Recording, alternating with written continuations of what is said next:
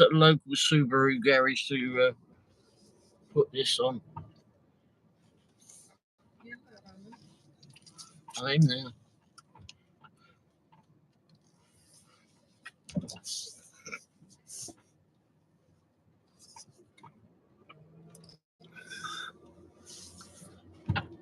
A little bit of a different route.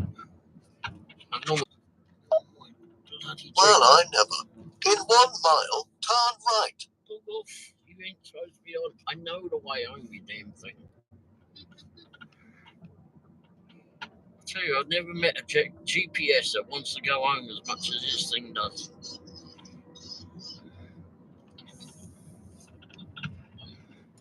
We might get some lightning action. It did it. Can everybody hear me? Yep. Well, no, you can. You're the other side of the car thing, mate. Oh. Yeah. So I said, no, you did it. I can hear an echo. Echo.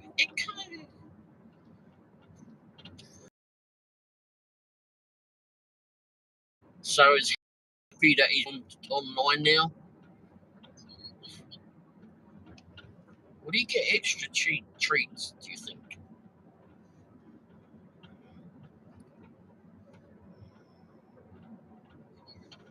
To be very quiet up there. No one's on.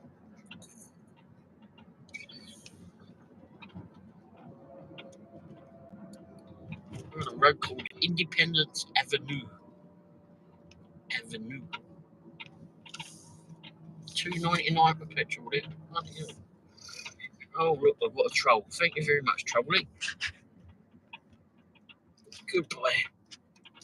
I was going to get them. And they put too much flipping shit on there, so they went.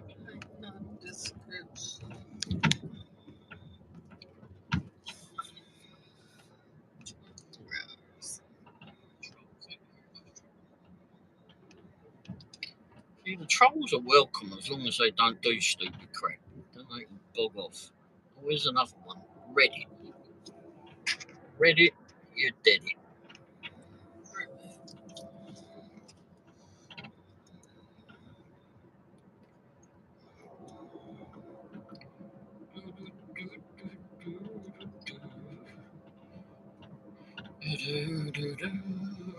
Trolls are just little freaking pillars in their mother's basements.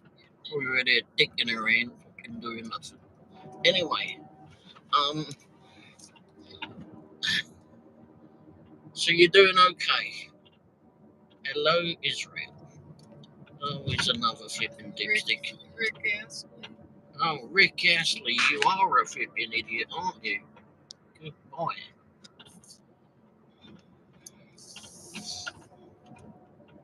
You have to do those because I've got to drive. Oh, I thought I did it. Let's try it at least.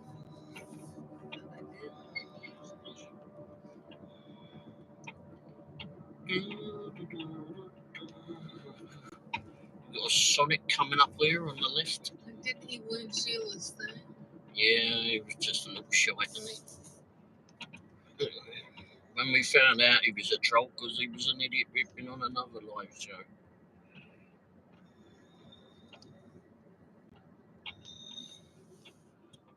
Do you want them gone? What? Yes. Completely. I don't mind if the trolls can stay in as long as they've been good. But if they act like stupid idiots and start to putting themselves in there so much in a row, then just zap them.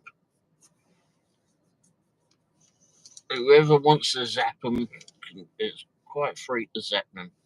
But if they're just in there saying hello or whatever they want to do, that's fine. Ink test. What? I don't know. Yes. You don't know? Huh? Well, if you start messing about, you'll know. Anyway.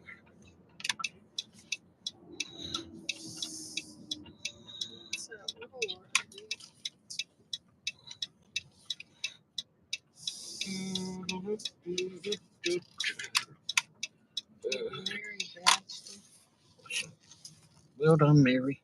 Bash 'em.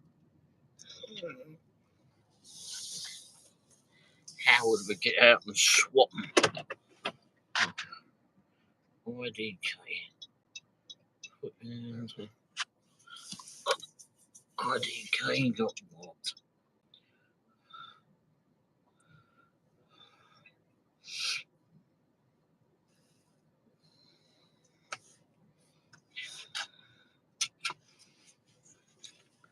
The trolls are out tonight. They got nothing to do. Oh, Howard put them in timeout. 86,000 seconds.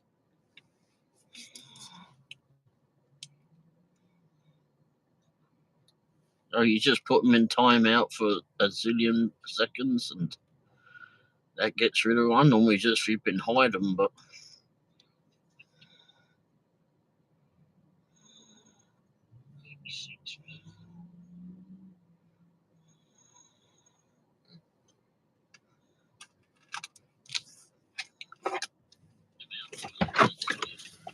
Is it the same person? Rick Astley is, I suppose. I don't know. Someone with nothing to do. Trolling ink. How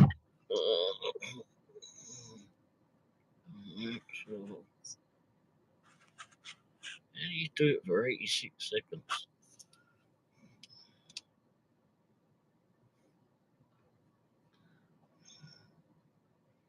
Let's see.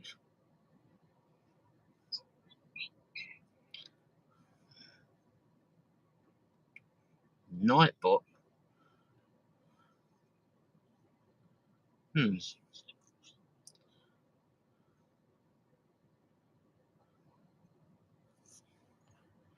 Wow, there's a lot of flipping ages tonight, you know.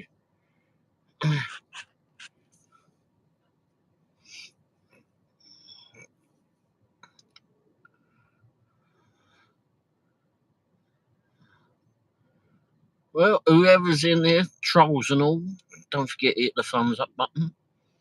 At least if the trolls are here, do something in worthwhile and hit that thumbs up. Put your little pinkies to some use before someone breaks them for you. But anyway,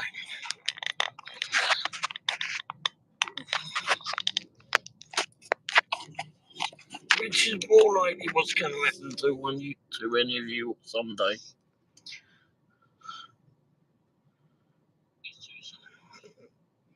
Mrs. Womble has left her phone in here, and I can hear myself on a little echo.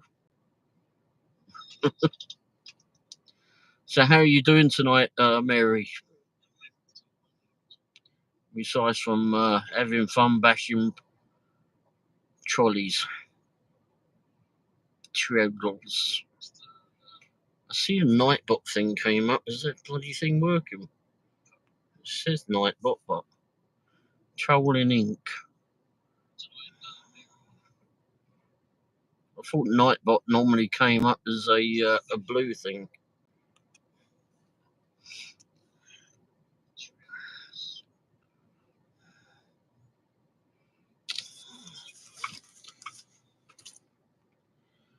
We're just waiting on Mrs. Womble, and then I'll have to go to the other side and get some ice, and she can look after the phone.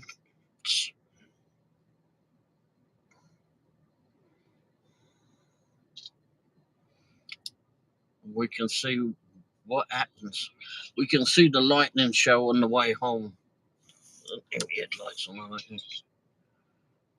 It is a bit on the warm side. It's 89 according to the van. It's gone down a bit. Exit.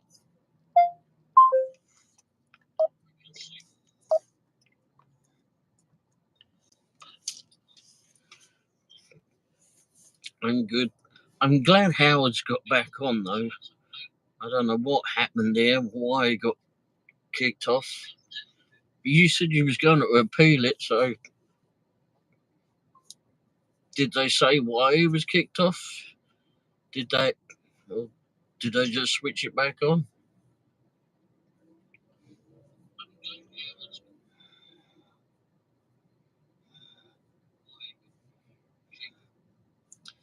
Mary, how are you doing? Oh, hang on.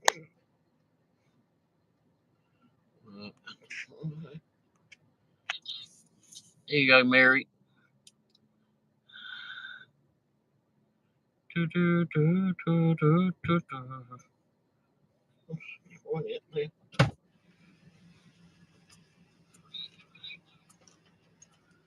Oh wow, you was up past 3:30 a.m. Wow. It's just when you went in there earlier and the bloke held the door open for you. Yeah, he's like, oh, you don't have to hurry. Take your time. And then his mate was coming out and he went poof, shut the door in his mouth. Window's down behind you. Right. It's just got that line in it. Message retracted. I'm gonna go get some. Go for a people. Bloody hell, yeah, oh, that bloody great thing there, didn't you? Can't see around this fucking great thing. It wasn't on.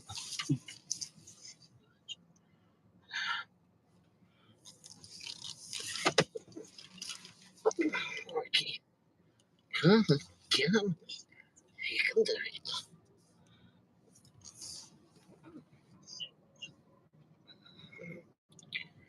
Wow, there's a lot of people here.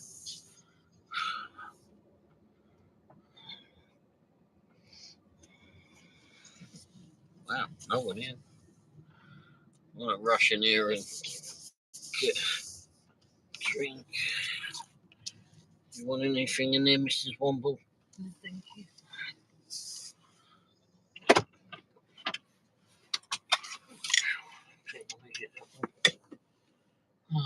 Yeah, I'll be back. Thank you for, thank you for the mod power. You're welcome.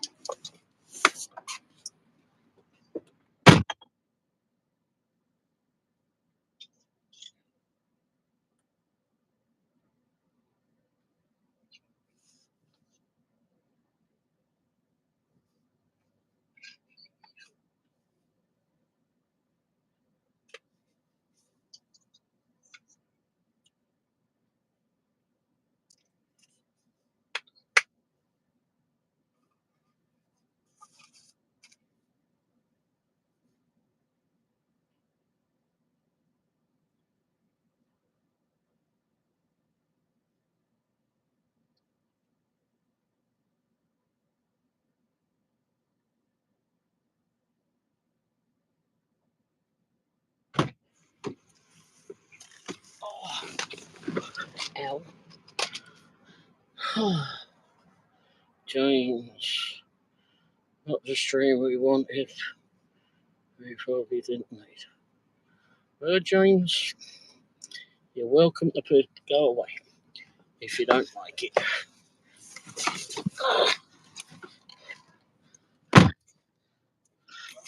But while you're here, hit the thumbs up button.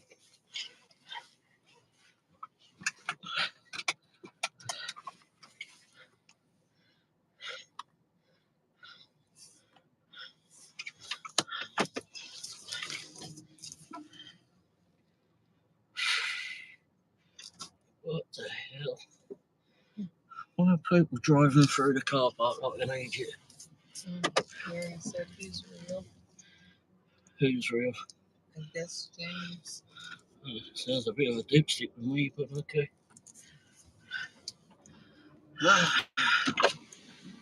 He's over here. Oh, for good. James has a channel. Oh, he does.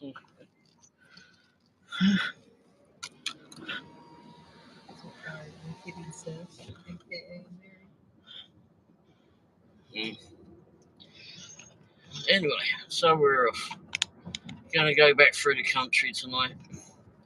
Unless you all fancy going through the town, that's up to you. You can choose which way we can go. Well, Mary can.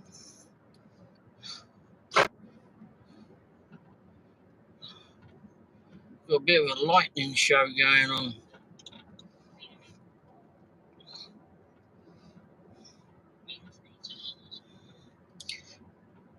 There's a.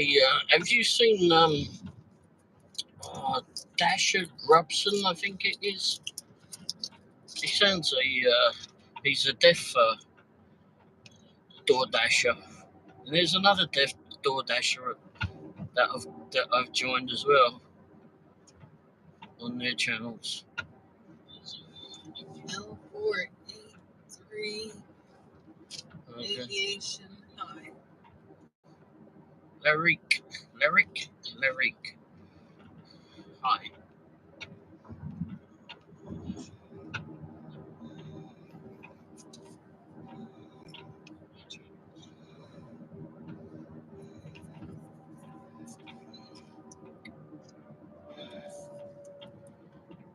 There we go, back through the country then. Get to watch some lightning. Did a bit, well, switched the door dashing app on. Did a proxy picks this afternoon and got out there a little bit later, but yeah, took a bit of time to get there for some reason or other. I don't know what. It seemed like it did. Anyway, got that one done. I don't think he went the shortest way. No, I went through the town, but I didn't want to go through the bloody motorway. Well, I don't know if it wasn't the shortest way because the thing wanted me to go up 435 and cut down. I think I did go the shortest way because it was more direct. It was just longer because there was lots of traffic lights and people that were going slow. There was a bit of traffic, but I didn't really have to rush for it. It was a house one anyway. Not like I go out to see anyone. Anyway, got that one done and went to go to the Indian market while we was out there. But on the way down there, we stopped in Shunton. Went to the Quick Trip there. It's a new Quick Trip. It looked like a newer Quick Trip. I mean, we'd never been there as far as I remember. But I think it was new. I think it was an old one. oh, it looked like it was on a new plot. Well, anyway, whatever. It was. But then there was in that strip mall, they had an Indian restaurant. There was a Chinese restaurant, and there was a European market and cafe there. We didn't go to either, but it was interesting sitting there reading about what all they do. And then we ended up going to the Indian market, which I always love to go into because you can get the smells, which is somewhere near Indiana. I don't know whereabouts it is, but anyway, they were trying to raise $500 to, they were doing Doordashing to get 500 notes so they could go have a meal at Gordon Ramsay's place. I don't know if that was all on the meal or whether that included the monies to get there. I don't know where it is, but anyway, in relation to that. We watched this video just a little while ago. He is appealing it. Oh, he is? That's what he said. Oh. Did he wrote an elephant? Oh, yeah, that's right. Yeah. Eloquent, yeah. That's right. Yeah. He wrote an eloquent letter to them. A message to them.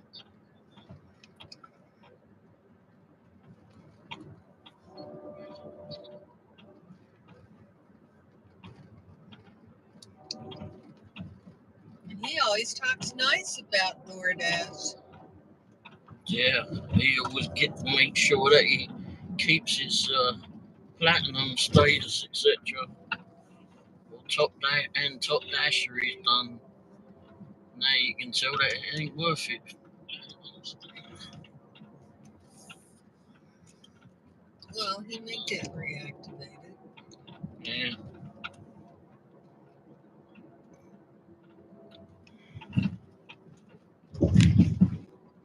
But apparently you can get back on now. You know.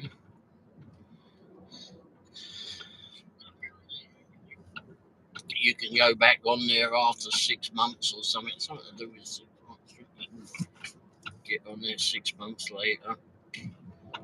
Well, by the sounds of it, he's happier doing Spark anyway. So. Yeah, but you'd like to do it by your choice. Huh? Oh yeah. Well, it would have been by his choice. Uber did the same thing to me. Uber did it? They cut you off?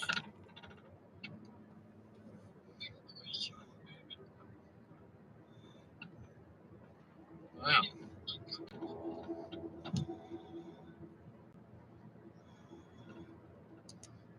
Rather than go through the country, just go up to 40.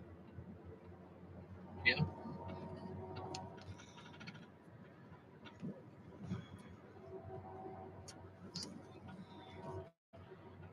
A slightly different way home.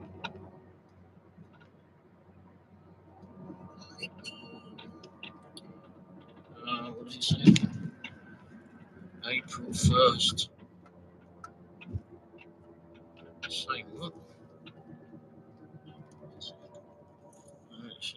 Hi, Mama Rich.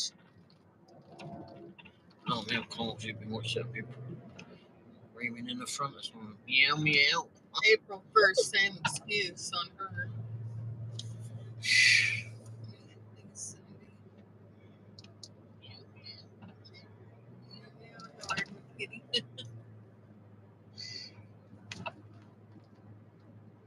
Hey, Cindy. Uh-oh.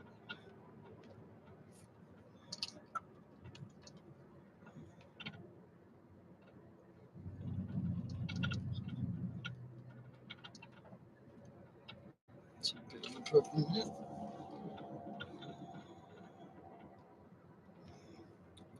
What's up, Ray? Not a lot. Didn't do any dashing, but did do proxy pics, though. How's things to you, Cindy?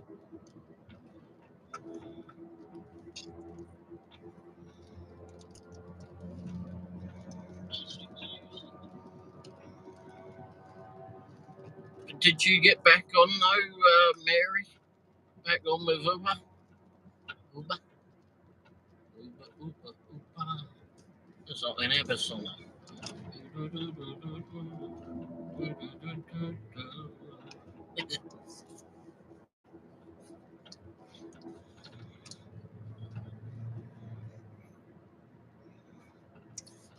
Lightning.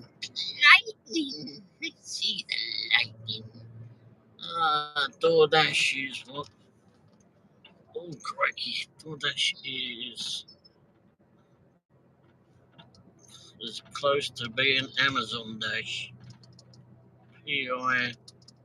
Well, she doesn't want to.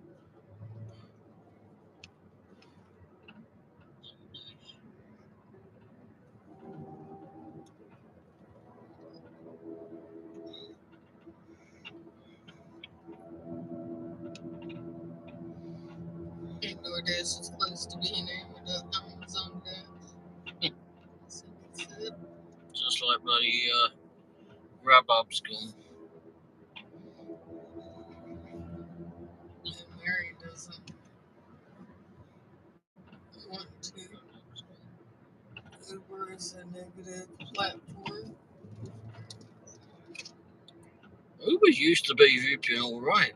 Like when DoorDash was coming out with a load of, well, earlier on when DoorDash was coming out with a load of complete. If you get a good order, it turns out to be some kind of nightmare. Oh, well, yeah, I mean, Uber at night, especially at night, we'd get vipping some good offers come in, and you go to them and they've already been picked up. It had several people there to pick it up or something. So in the end, I was just calling the restaurant before I even went over there. Because it wasn't worth going over that way to spend 20 minutes on the phone just to get $3 for the effort. Thank you very much, mate. And Doordash is giving her anxiety now.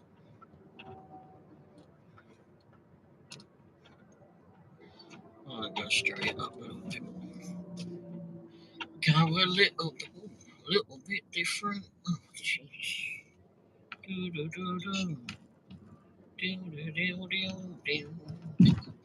See what's up here. Ivy. Ivy. It's a funny name, Ivy. Oh yeah, bloody fireworks tents are out, and they. Oh, she's written a long one. Mama wrench. Arby's. Uh-oh. Amazon's going to scoop them all up. Amazon stock is through the roof. I drove They people. have more money than the 5 top richest people in the world put together, making even more every day. I wonder how that would work if Doordash and Grubhub and such get picked up by Amazon. Mary says she drives people good money, but the app sucks.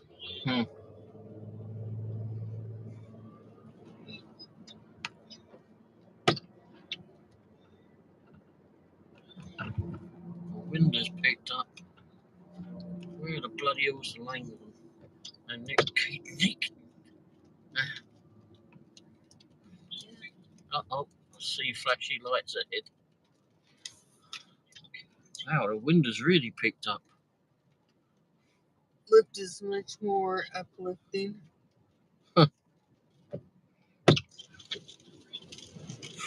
Bloody hell. Windows a little bit. Amazon want to make.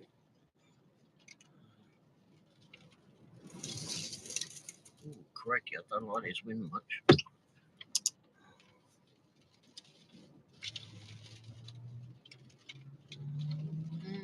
Cindy said Amazon wants to make it so it's not independent anymore and they have the power to do it. What are they Mary gonna- said the problem with Uber, we had to write the customer right away, but they had a day to write us, so we couldn't be honest about a bad customer because Uber would believe them over the driver.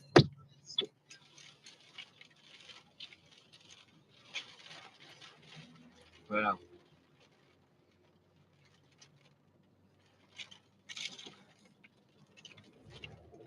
So if you had a rude passenger, you couldn't do anything about it.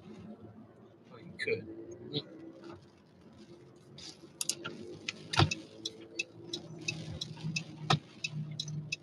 We'll get out of this madness.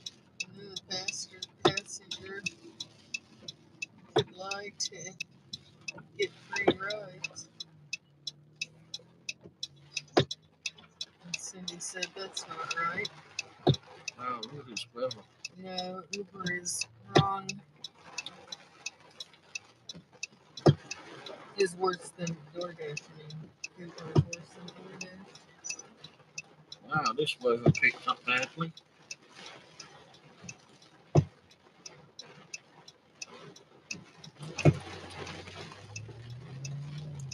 And then they were forcing us to drive.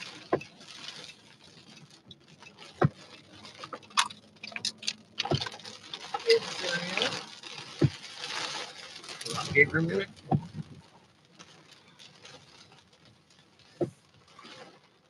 were forced. You could turn that bit off about bloody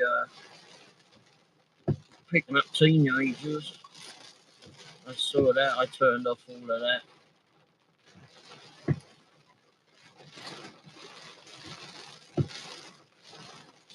So when they said it made someone feel uncomfortable and deactivated her, she had enough. Yeah. Yeah.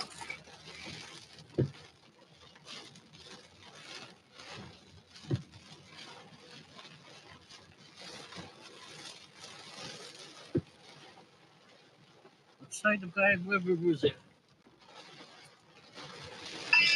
Oh, jeez.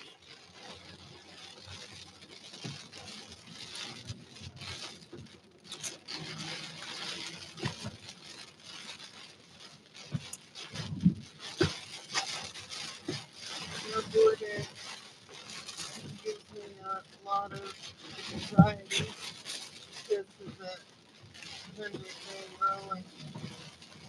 Yeah, I hate that.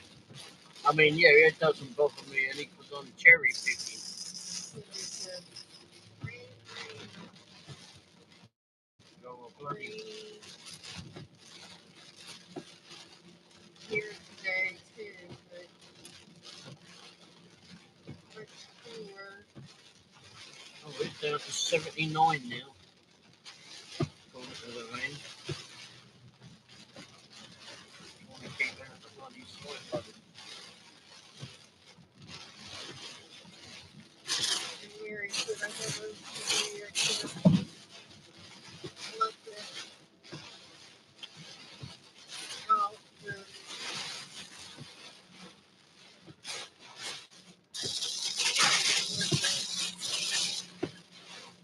Feel low, 80. I have to have 100 done in like 30 days.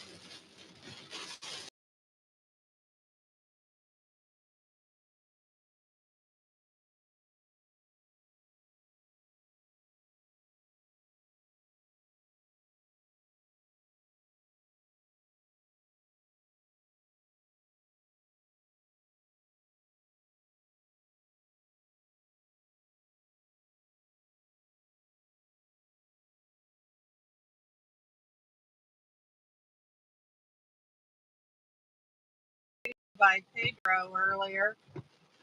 He wasn't showing his new car, but I could see it. It looks like it might be a minivan or an SUV. I know. Currently trying to get home in a storm. He said, Mary, I understand SUV. I have it.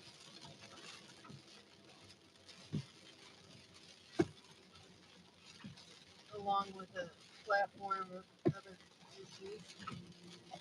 That worrying like that is going to take years of your life. You need to try and not do that. Yeah, try to find something else. Oh, Ray, you missed the quiz, dude. What quiz? Remember, Eric told us about it last night. I forgot. Asked if you've done any Verizon or Dutch Brothers or whatever commercial ones or some that are near you, etc. They'll just assign them to you. I mean, you'll have the choice to say no, I don't want to do them, but they'll just assign them to you. And if ever you get them, again, I don't know if you already know, but you can say to them one more time, which you can do 12, add 12 hours to it in the app, but normally I just write to them. Sometimes you don't hear anything for a little while, but Mary says I have homeworksite.com orders.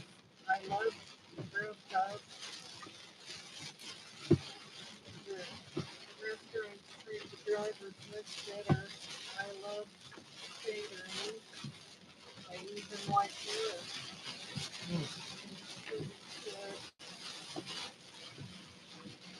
Color Star Racing Shift.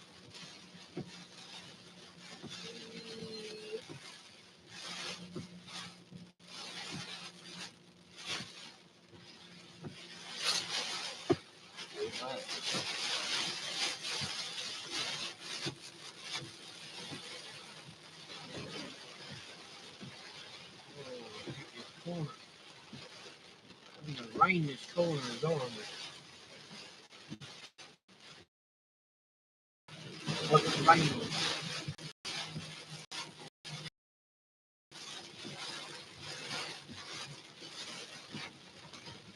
Then she got a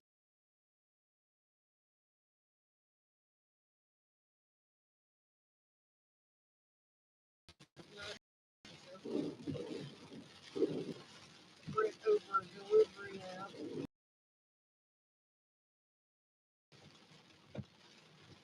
Any Doordash out.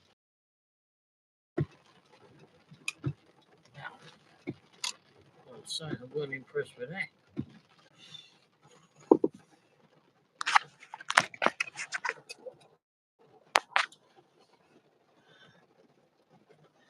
Whoa, that was fun. Chuck have done. I mean, Chuck didn't do it with. Yeah, he did it with Doordash, right? But we all knew that it's no. Yeah, and you know that part, whatever he had to do with that. I don't do shopping orders, so I don't know.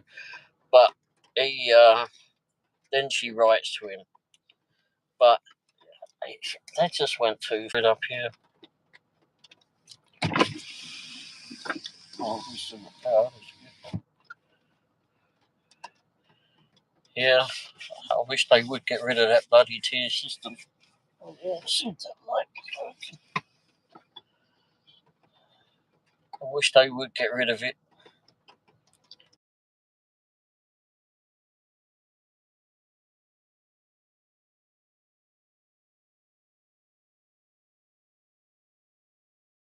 For everybody, I kind of stuck on trying to get onto the home Wi-Fi at the moment. Can everybody see me okay? Am I moving? Or am I going loopy again? I'm kind of stuck on trying to get onto the home Wi-Fi at the moment. They're going to end up with junky drivers. Yeah, and you know, with more and more of the drivers that are buying accounts, etc., you're never gonna know who really ripping turns up at the door. Thank you, Mama Rich. And it's you know, you'll never know who's coming to the door. And there's been many homes that we've been to, and the people are so trusting and such that, you know, the kids come out. I mean, the little tots come out, and they want to help bring the food in, etc. It worries the heck out of me about that. I mean, it honestly worries me. These kids are going to go running up to someone who hasn't been through the Doordash system or whatever, and who knows what they'll do? Who knows who they are?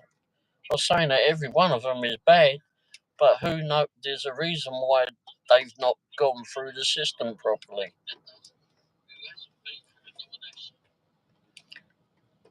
Then Doordash will have to change its ways if Doordash doesn't get kicked off itself. Because Doordash is going to need to be made responsible for that. Then Amazon can sneak in a takeover and they don't see it.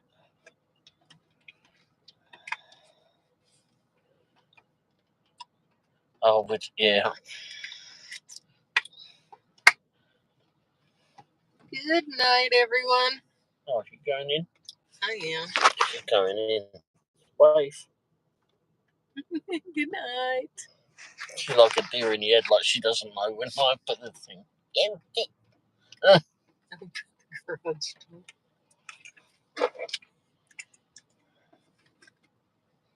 She'll get the charger in the back. Because I got this one off.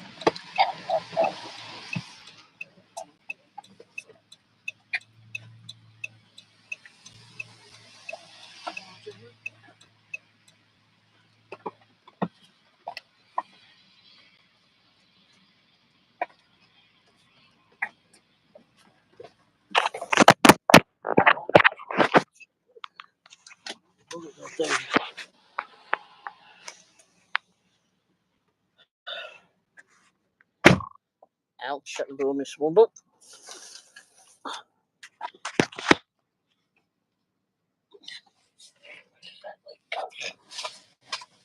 Come here.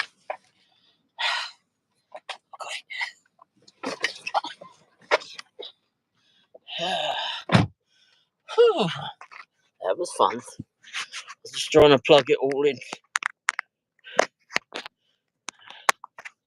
I'm going all sorts of ways, being upside down, I know. There we go.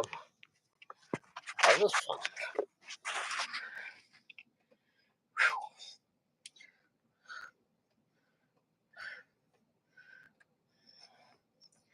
She's running doors now. Thanks, Mama Wrench. Grubhub has been taken off the stock market, and I think Amazon owns them now. But it pays a lot better. You get a lot more respect when you pick up the orders, and customers are better. You know, Grubhub still owed me in the payment from last November. You have no idea how much it is to try and get someone with any sense to actually get back to me on that. And they promised me 3 times that I'm going to get the payment.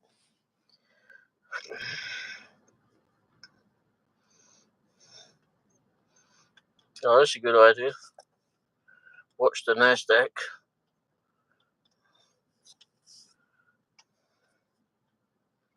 Yeah, you're right. You can only push the driver so far.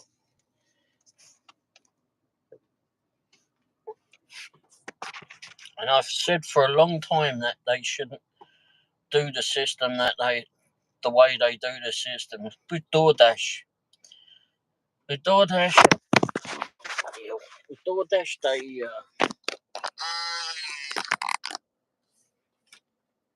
they've done it wrong. And I say that because I was in the cab trade when I was back home, and yeah, there wasn't no digital part when I was doing it, not until the very end at least, and we was just getting into that then. But it was, we didn't have the apps back then. But what we would do is there'd be set fares, and this is how it should be for Doordash. I mean, you have a minimum fee. You go out to someone's house, or in this case, we go out. We would go to restaurants too, but we'd go out to someone's home, for example, or to a restaurant, and if they decided that they didn't want anything, then they would have to pay us a minimum. And also, I mean, if let's say that I went to, I don't know if you've been, the Cheesecake Factory, go to the Cheesecake Factory, whatever it is, and then take an order 3 miles away, it will be a minimum offer of, let's say, $6.50. Now, if it went 10 miles, then it should be, let's say, $2 a mile thereafter.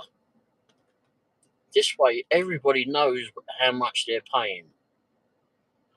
It should be set in stone, that's how it is.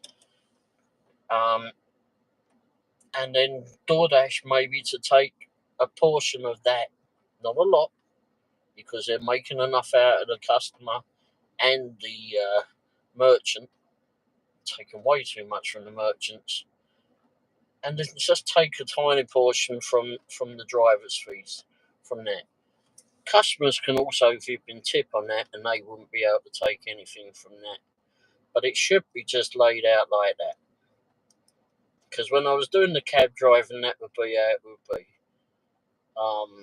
You would just pay at the end of the week how much, whatever their portion was. I think it was like 12% or something that we had to give them, which was actually pretty bloody reasonable.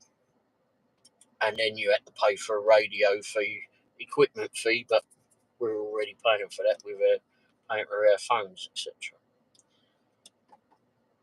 But people would actually know there would be a minimum, whatever it be, for let's say up to 3 miles, $6.50, $7 up to 3 miles, and then people would know that, and there'd be less bloody waste and less drive. You know, the more likely a driver is going to pick up that offer, pick up that order.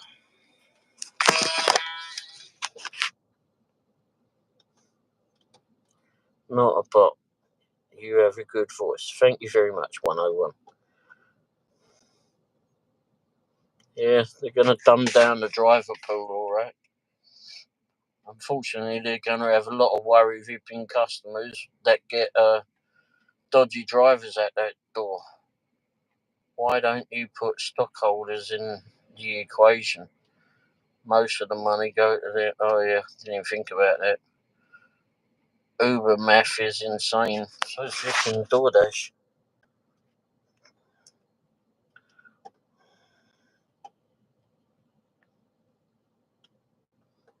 I watched the Amazon customer compared to the Doordash.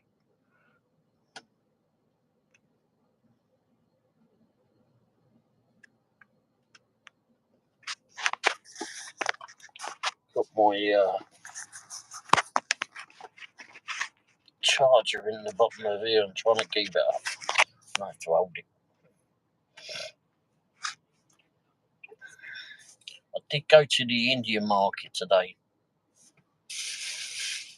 while we was out in the area doing that delivery, that picture. This is Womble was in my thing. Ellen, how are you doing tonight? Haven't seen you for a long time. How's things with you?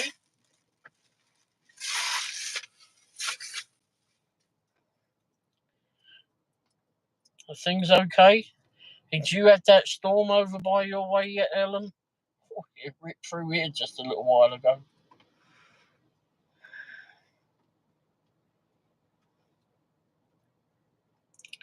Yeah, there's a lot of tree limbs down already. I see them as we came home. You just missed Wendy. She just went indoors about 5 minutes or so ago. Oh, it came through there. Oh, jeez. Yeah, it was a nightmare being out in it. Oh, I was doing the live stream, so I had the camera up here on the mount on the window, and I could barely see driving down the road for the old eyes. But I was looking at the phone, the camera on the phone, and the camera lens cuts through a lot of the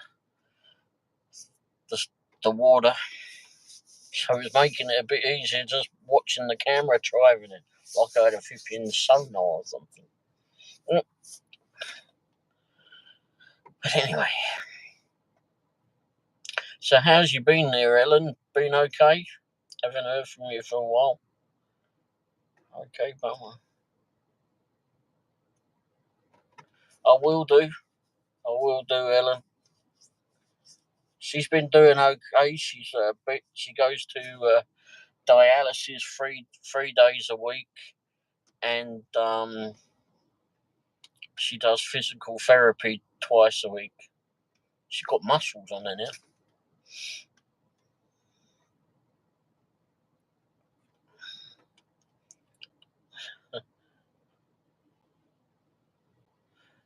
You hanging in there? You still doing some work as well?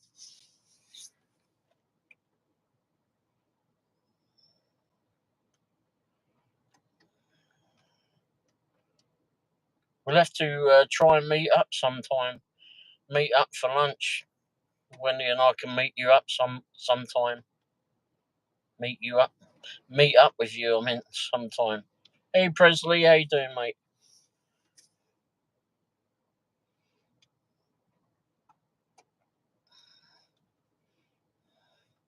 Yes, okay. You still got the same number? I'm not going to say it on here, but not that I remember it. But anyway.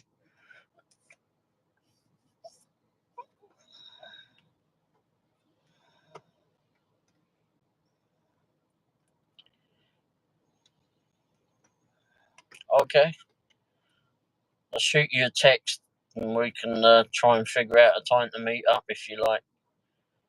When's the best time to meet up? When's the best day for you?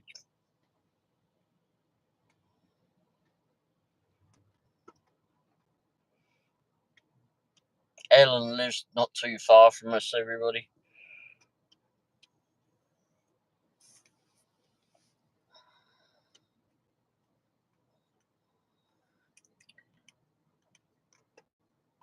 So, Presley, are you excited to get the winnings? What you got earlier on? I mean, congratulations on winning the prize.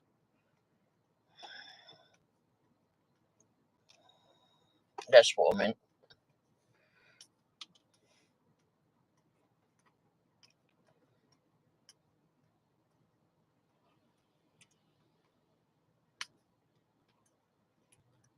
Ellen doesn't do Doordash, which is probably good because there's enough of us being driven insane by it. Sticky, squeaky now. It's wet and horrible. It's sticky out there too now. It's 76 degrees. Bloody hell, that did go down. Oops, me bad. Heading off to bed, we just have to work out the time. Sure, I'll shoot you a text a bit late, well, tomorrow, and we can figure out whenever. There's plenty of new places to eat. I haven't been to the new bean counter yet. Need to go there. Keep meaning to go there. Maybe we could do that. Yep, okay. Alright, well, thanks for popping in. Hopefully you get some good rest, and hopefully we get to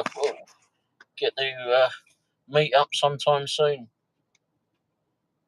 I'll let Wendy know.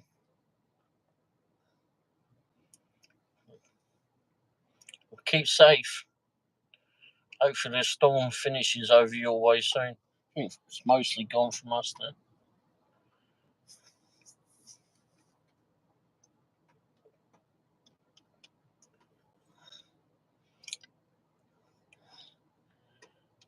Mardukes.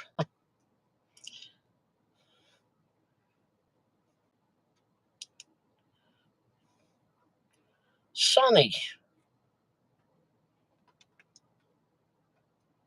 It's way past your bedtime. Oh, we're at home now, so we should be safe. Although sometimes I can trip over something, but yeah, we'll be safe. You too, Ellen. Sunny, you need a wrench. There you go, Sunny.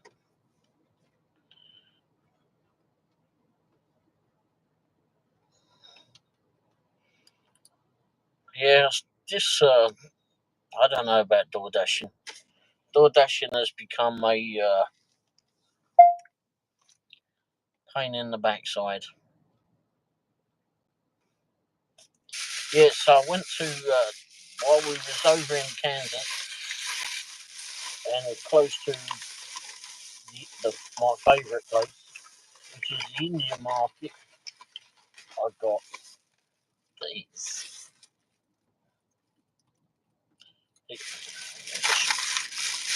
These are wee pastries filled with. That one nearly lost its. That would have been bad. Lost its. Oh, bloody hell. Don't need that. It's been black for a little bit. It's got vegetables inside of it. Some of it a bit spicy. Sometimes a bit spicier than others. But it's it tastes really good. And Indian spices, I love the smell of Indian spices. So I go into the India market out there in Overland Park, Kansas, and it just so happened that was just down the road from where I took pictures. That was handy. But it was funny. We pulled up there, and they were very busy. Couldn't park anywhere close to the place, and so I went up and sat outside up by the road, just waiting for it to calm down a bit. Oh, excuse me, calm down a bit. So get some parking closer. Oh, go off. And there was a lot of clouds in it about, but nothing really looking ominous. And all of a sudden it starts raining. on us. We was the only flipping car that got wet. I said to Mrs. Womble, I think there's a bird above us that does not like us. Let's hope he doesn't want to poop, because that's a lot of rain. Oh, she laughed, but I think she was laughing at me. But I'm used to that.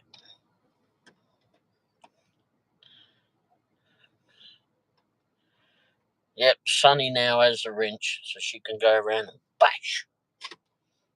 I'd give Ellen a wrench, but Ellen, I'm not sure, would know what to do with it.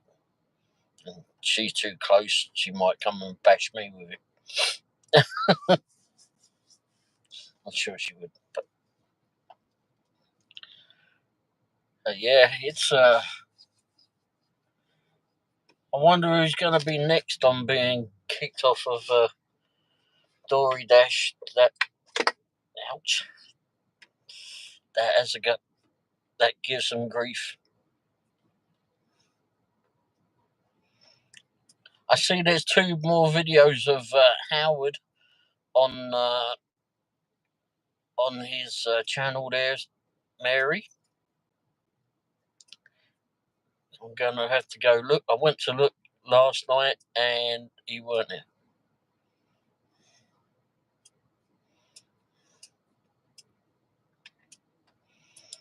Don't know why they kicked him off. I think that's kitty cat abuse.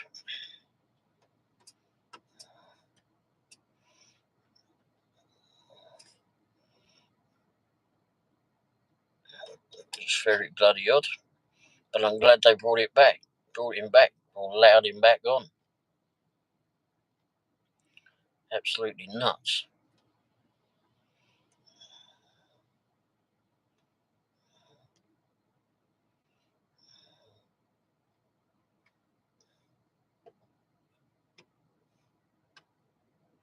Mary did a live?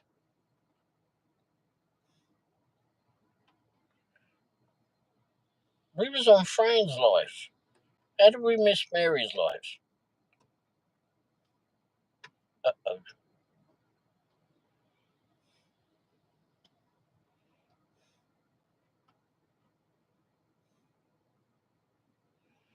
Uh-oh.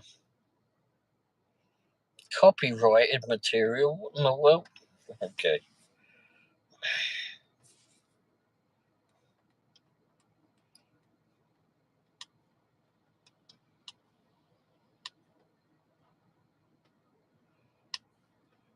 Oh, darn it.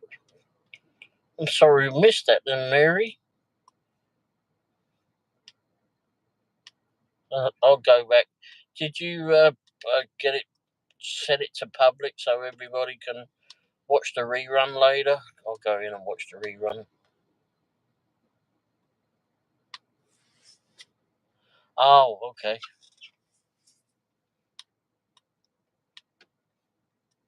Oh, that would be nice. If you set that to public, and we can go back and watch that later. Yeah, I like to try and do that as well. Show people where we've been, where we are. Hey, Trish, how are you doing? Have you been making lots of snackies today?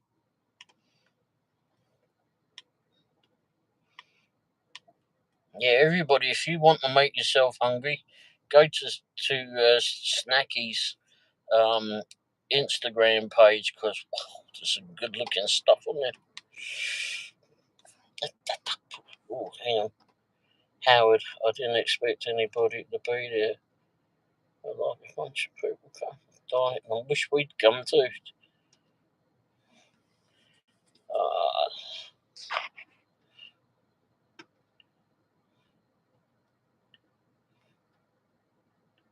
I think you have, like I have to set it to public. If you go into it on YouTube channel, go in on find the video, and just in manage your videos, it'll pop up there, and then just click change to public, because it's probably set to private at the moment. Mary is a beautiful lady with the sweetest voice, living in a beautiful area. Oh, we'd love to see that.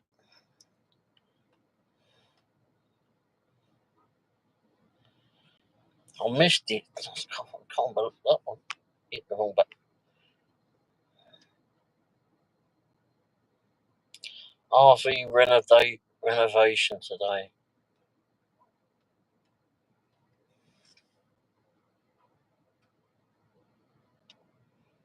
I've got a Nightbot setting. Maybe we went on.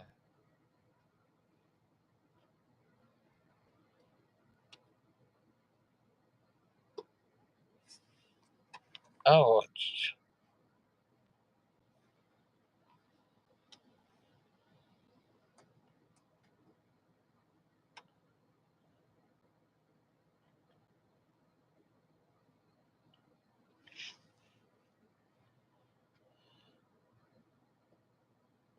Nightbot wasn't working for me. All of a sudden, it's popped in today. But I thought Nightbot pops up as a blue with a blue wrench or whatever on it. Trying to find that bloody thing now. I don't know where it's gone.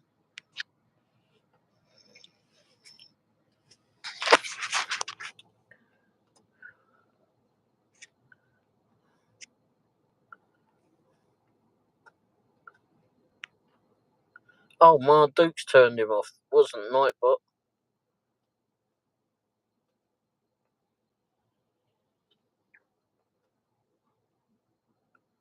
Yeah, I don't know. Nightbot doesn't seem to be working for me.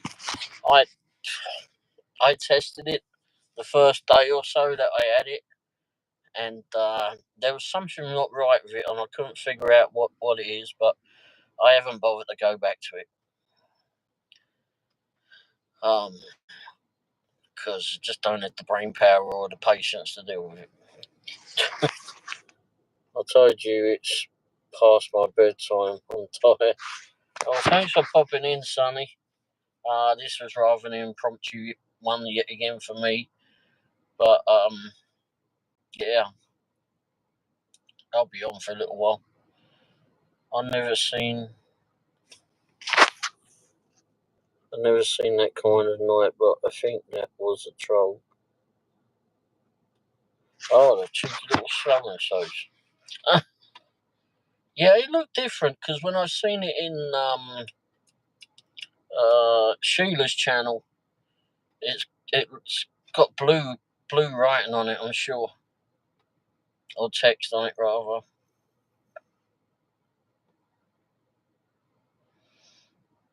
But yeah, there was a Nightbot thing there earlier on. I thought it was kind of strange. One, that it was there in the channel where it hasn't appeared any other time, and now suddenly appears. There's a copycat Nightbot. There's only room for one cat in this Ripian feed, and its name is Howard. And his name is Howard. Hey Maverick, how you doing? Wendy's gone indoors actually. We came home and there was a storm Vipian piped up, and it was a pain in the backside to get home. And then we got home and it kind of slowed down a lot after about 5 or 10 minutes, and she went indoors. So it's just me outside. Anyway, how are you doing tonight? I was surprised that you didn't win the picture. I'm sure you wanted the picture of Dashing Goose. And you could have run over it.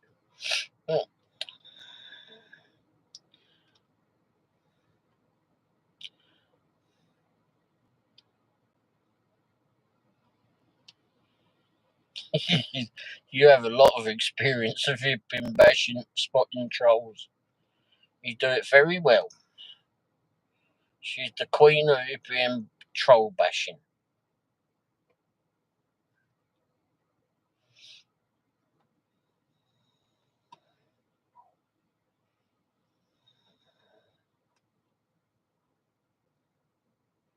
Did you do any Doordashing, etc. today, Maverick?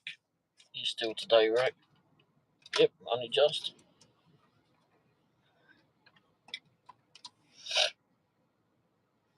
It is 76 degrees now, everybody.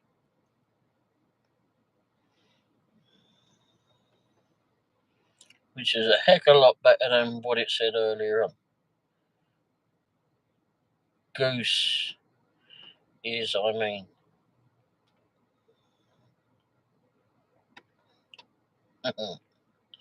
If you'd won that pitch, I was hoping that you would win the picture, then you could have run over it.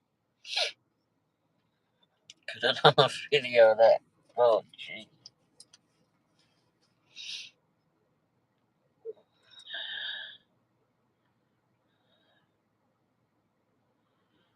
You could, yeah. We didn't do any door dashing.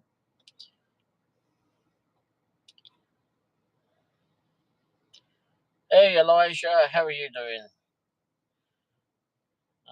I'm headed to bed, Ray. Good night, Sonny. Thanks for popping by. Hope you get some good rest. Hopefully, you can make some monies tomorrow if you're going out door dashing, etc. 62? Oh, lovely. Wish it was 62 here. I'll have to see about doing it. What, running over the picture? There we go.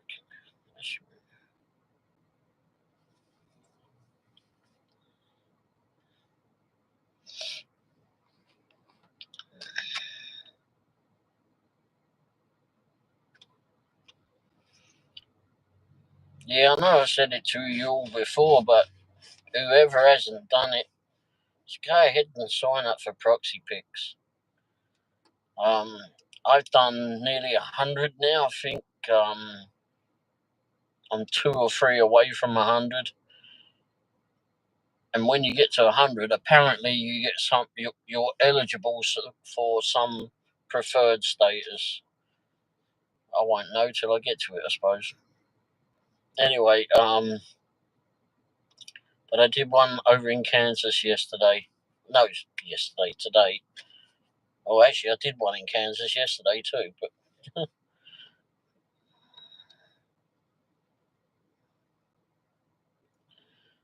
27 proxy picks of assignments you've done. That's good. Have you done any commercial ones yet, or have you done all homes? But next, I've done a lot of Dutch brothers, several of them, several times before, and now they just assign them to me. So, like all the ones that I've done before, and there's a collision centres as well. So, all of those that I've done before, they just assign them to me. So, all of a sudden, there's nothing happening in the app one day, and then maybe that afternoon or a couple of hours later or something, there's like 20 bloody assignments to do. And now I've done several of the Verizon shops.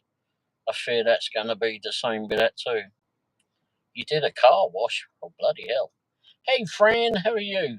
Hey, we enjoyed the live show. Looked like you were having fun with it too. I know you were worried about doing it, but it seems like you handled it pretty well. Oh, Wendy's gone indoors, unfortunately. She, we got home, we were coming home, and a bloody great storm fell upon us. And when we got home, it dulled down, and she was able to run indoors. So she left me in the van. Drew?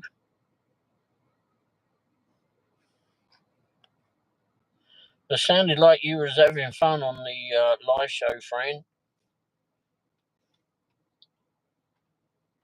Yeah, it was good. It was good fun. We enjoyed it.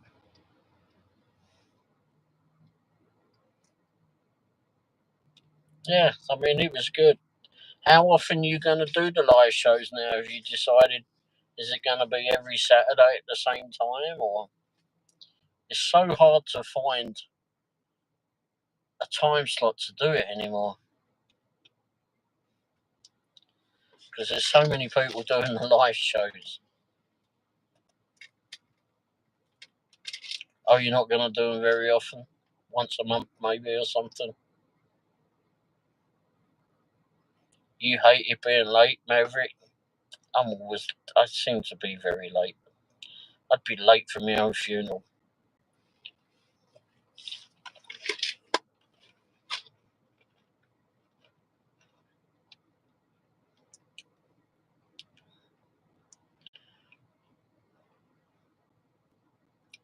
Maybe do some when you've got a free moment on Doordash and just do a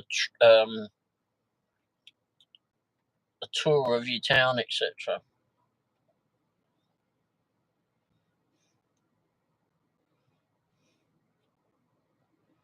Mary, I was born late and pretty much kept it up. Yeah. I was born at 4:30 in the morning, which explains why I'm a night owl.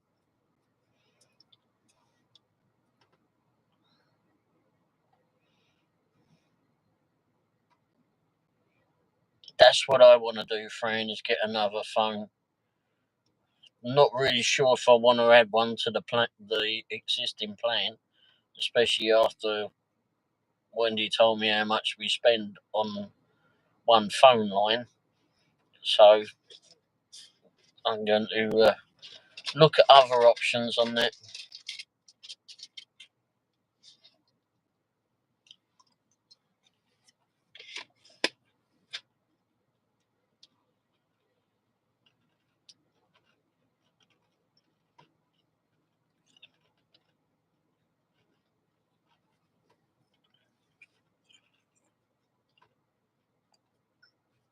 I think you got a lot of support from the community.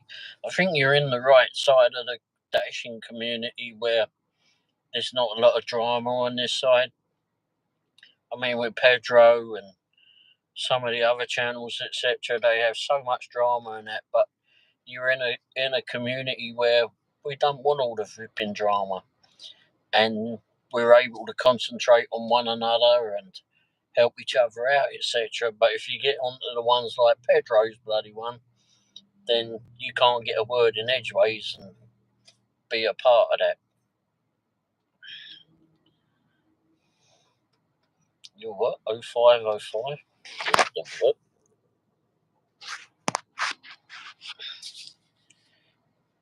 We don't compete, we support. Exactly. Exactly right there, Mary.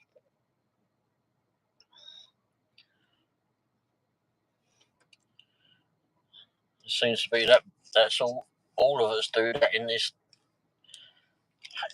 part, that on the easy part of the community, not the flipping crazy part.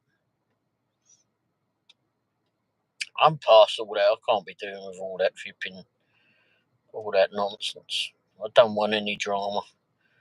I've got family that cause too much drama. I don't want to be anywhere close to them either. My birthday. Oh, okay. Your birthday's on Cinco de Mayo? 0505.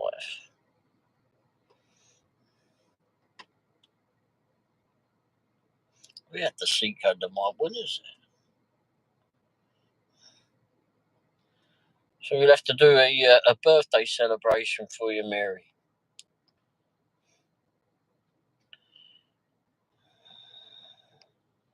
Visible is 25 a month, unlimited. Oh, okay.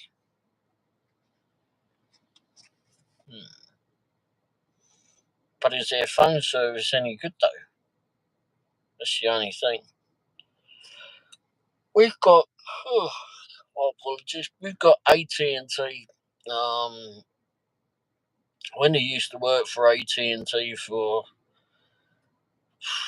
nearly 25 years.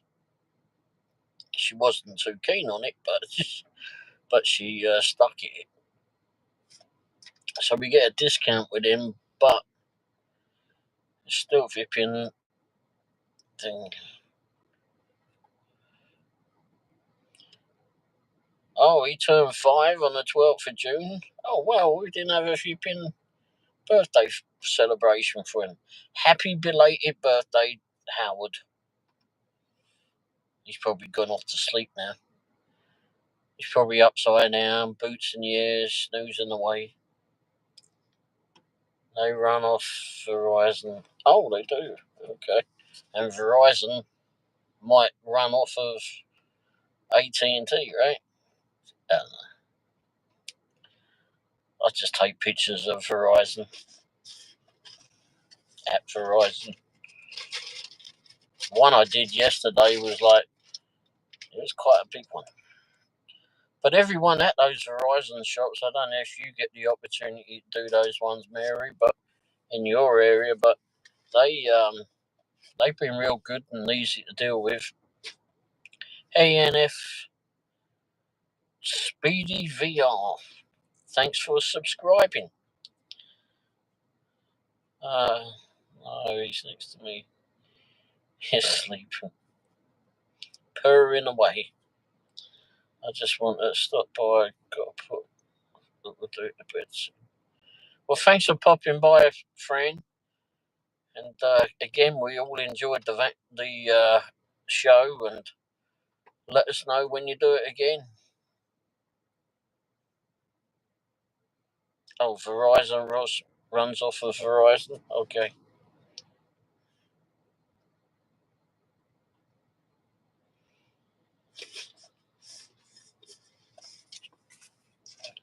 They're separate. Okay, yeah, I'll look at Visible then. Especially at 24. Does anyone think anything? Get it out in a minute. Does anyone know anything about Mint Mobile? I mean, I've seen them. What, they down to 15 subs a month now? I don't want to make appointments. Oh, for the. I'm not good at it. Oh, okay. So you won't do the appointments for. Oh, bloody hell. For proxy picks. You know, the ones with doing the Verizon shops, you don't have to make an appointment. They've said when they first started with those, they said that you could go do an hour before the place opened or do it an hour after. But all of them that I've had are, they show in there that you can go in. They prefer that you do it during business hours, so just walk in anytime. Mint Mobile runs off of T-Mobile. So when the busy times of the day, it just doesn't work very well, especially for GPS. Yeah, I was just going to use it for doing live shows. I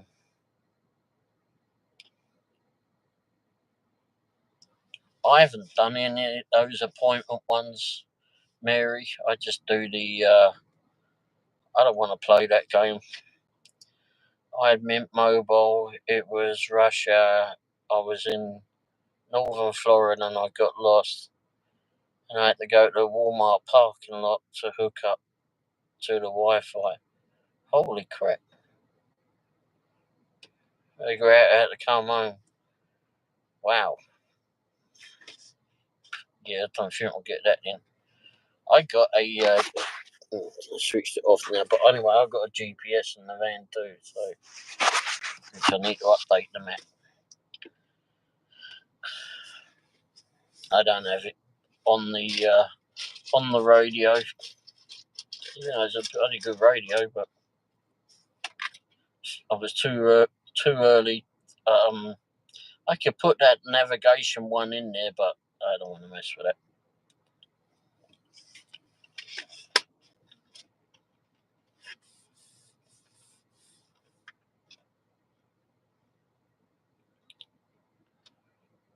If you can't GPS, which is the simplest thing to use.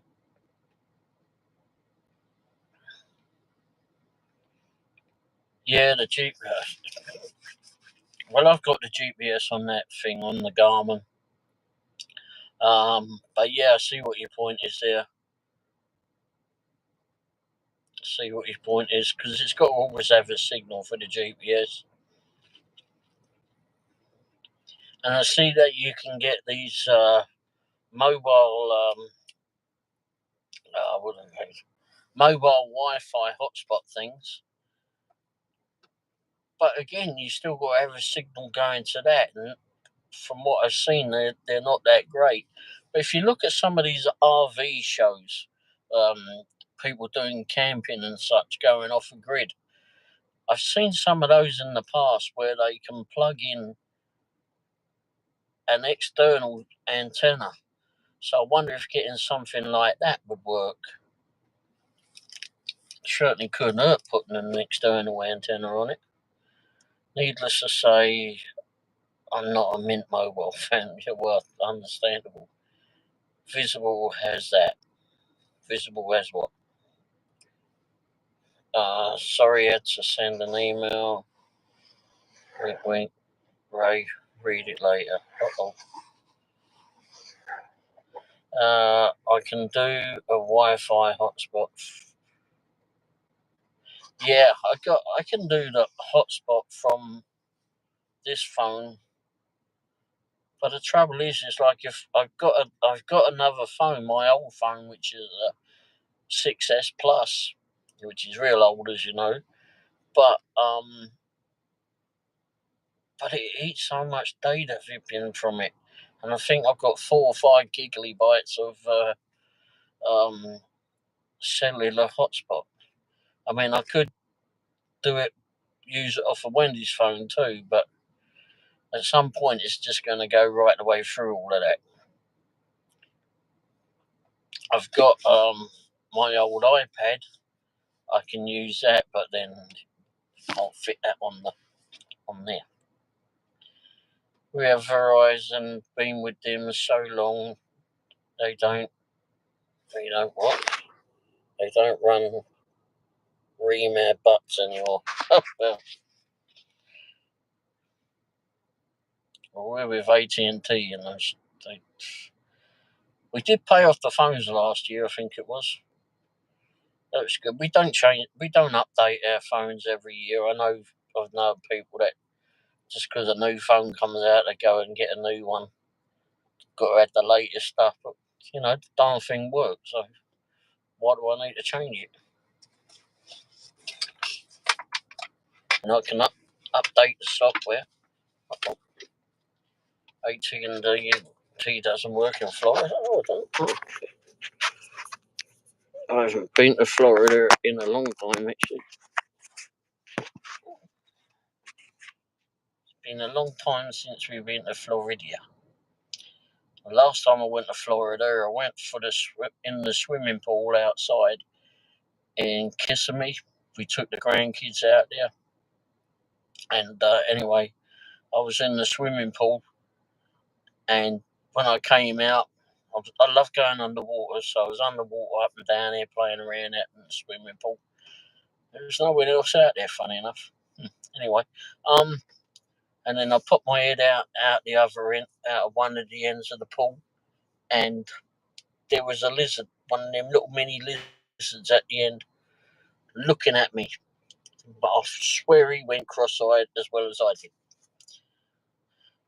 The plumber, what? The plumber and the electricity didn't even cost $1,000. So I had some extra money, so I bought phones. Now I have 2 iPhones. Oh, yikes. That's handy. What was the other iPhone you bought? My iPhone's on Amazon. Oh, okay. You can get refurbished iPads and such, and probably iPhones on Walmart site. Yeah, the bloody hell. That was so funny. Come out of the vipping water, pop my head out the top of on the vipping edge of the swim pool. And I opened me up my eyes. I was like, fire. And there was this flipping lizard. I mean, we was nearly nose to nose, and my eyes went looking at it. It was so funny. The thing stood there, like, looking at me. And then I slowly went, iPhone 11. Oh, that's what Wendy runs, is an iPhone 11. She's happy with it. She says that the battery's getting a little bit losing power a bit quicker nowadays. I think that's because because of all the more time she spends on YouTube. Yeah. I swam and played with harbour seals when I was a kid. No lizards. Wow. And I got an iPhone 12 Pro with 512 gigabytes. Oh, that's good. Yeah, this one's only got 128. This is a 12 Pro Max. They ended up being cheaper on Amazon. Oh, wow. Okay, I'm going to have to have a look. Swimming with the seals, that sounds interesting. Might tickle a little bit when they get close because they got whiskers.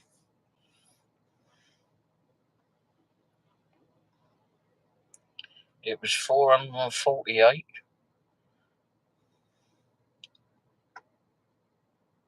for the phone. It was a lot cheaper than buying flipping. Wow. There's a website called, I think it's Swappa, SWAPPA,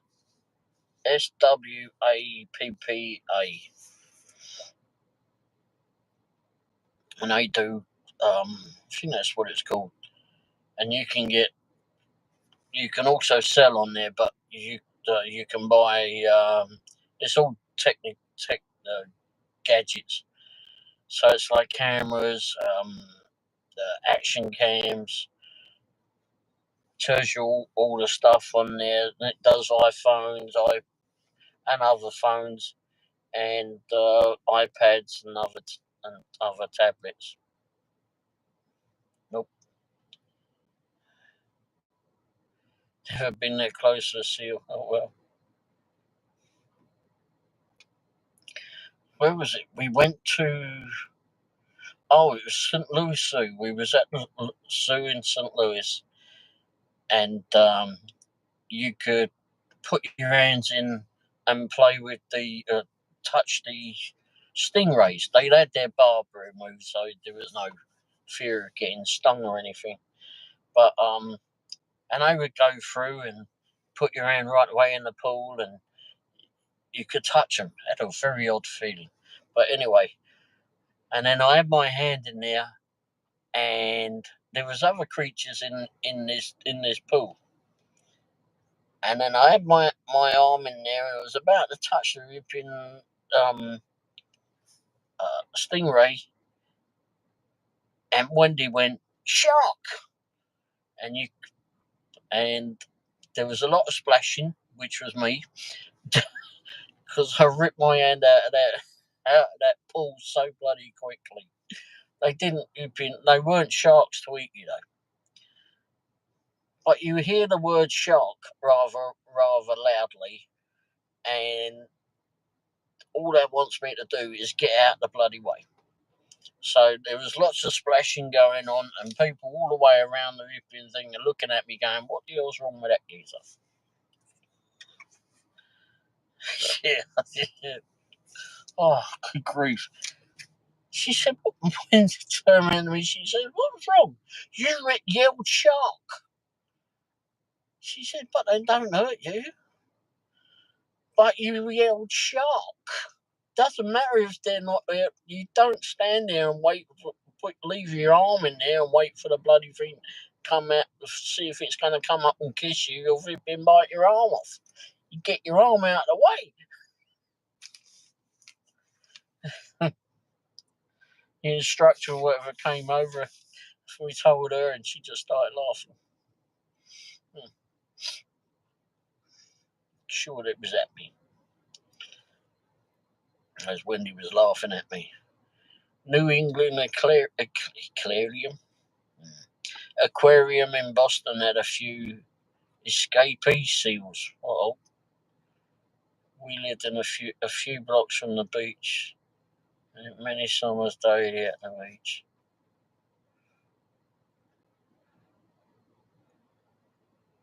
That must have been fun playing with the seals. I used to love going to the beach. Do so much love going to the beach.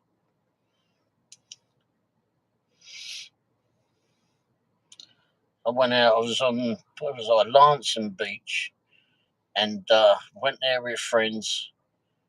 And I got out there on the ocean, and I was just swimming, and I love going underwater. And I swam underwater, and then I got out to sea a little bit, popped my head out the water, and went, uh-oh. I couldn't see the beach. I'd gone like about a mile off the shore. I had to go back again. Luckily, I can swim pretty well. Well, at least I could back then. Now I'd probably sink. Back in the tide. At this time. Yeah, definitely. Oops. Yeah, shark. Good grief. Can you imagine that, being out there and seeing the shark? Here at the ball, bye. Jeez. Yeah, what was that? We went to the aquarium at Seattle. Near that market there, I think it was. And or near where they were docking all the ships, I think is where the aquarium was. Yeah, and we went in around that, and they had this great big octopus in it, or squid, same thing I suppose. But anyway, same thing but different. Bloody great big eye on it. But they also had, you could go touch the starfish. They had a shallow pool, and you could go in and touch the starfish. Very strange. Strange feeling. I was the other side on the sandbar, so I dove in. Wait, swimming back. I dove, Dad running from the beach. What's my? See. One of the harbour seals escapees. He just wanted to play. Yeah. I don't think they're hipping harmful animals unless you smell like a fish and they want you. For Indians.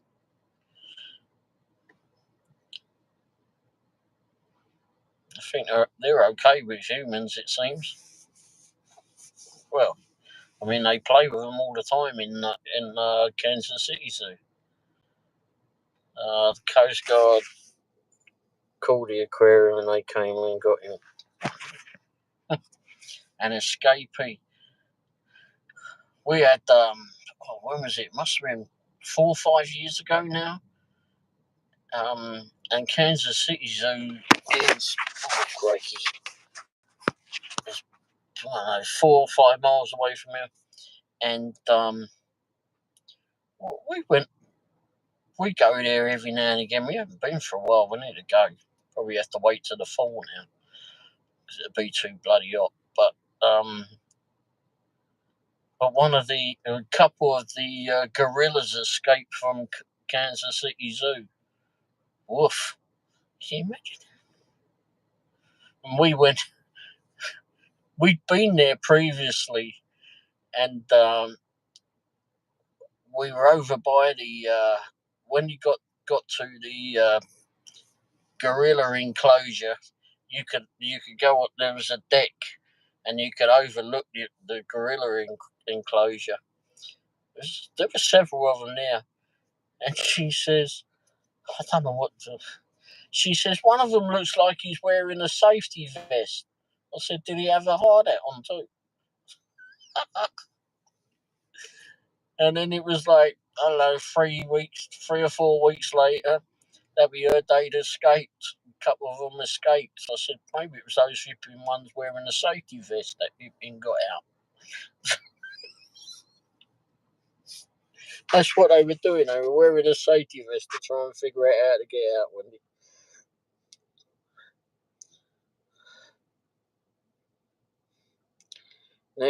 Next year, Jaws came out. My brother snuck me in to see it. I was hooked. The next day at the beach, I was catching sand sharks by the tail and checking him out. Jeez, you and Becca should get together.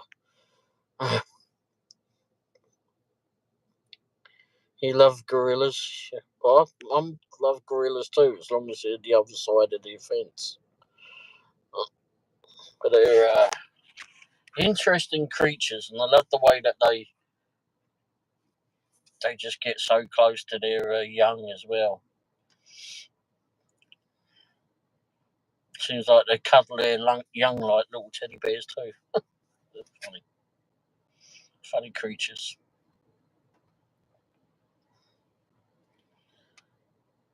I mean, they're pretty tame as long as they're behind the glass, the thick glass window. But I'm sure you'd become dinner if you got anywhere close to their young, which is understandable.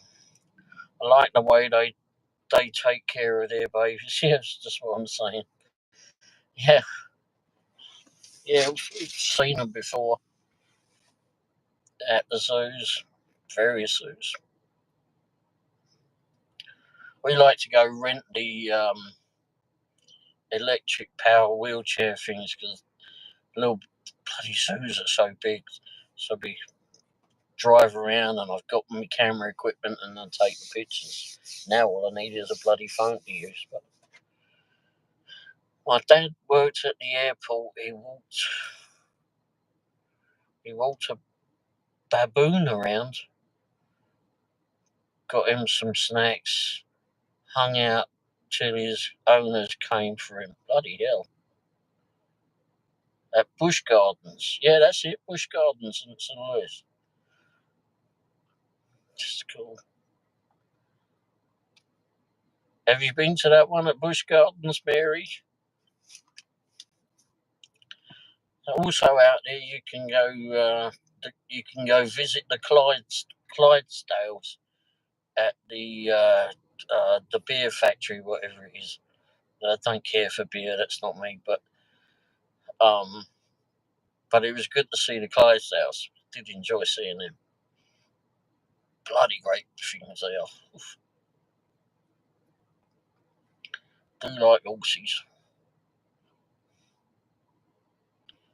Oh, there's another one in Tampa. Oh wow. They say that the one in Omaha is good. We haven't been to that one yet. The beer factory is gone, and so are the Clydesdales. Oh, that's no fair. Where was it? We went on holiday somewhere. I'd like to say it was Vermont, but I honestly can't say for sure. But they had this massive, massive horse, like biggest horse around apparently, called Zeus. And we saw that. Bloody great big thing he was. Bush Gardens is gone.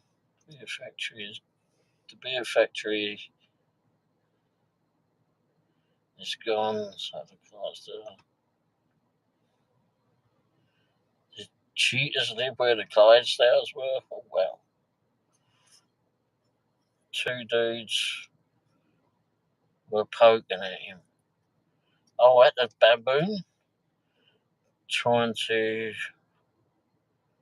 Yikes! What the hell? My dad told him to get away, leave him alone. And the dude said, "What you gonna do about it?"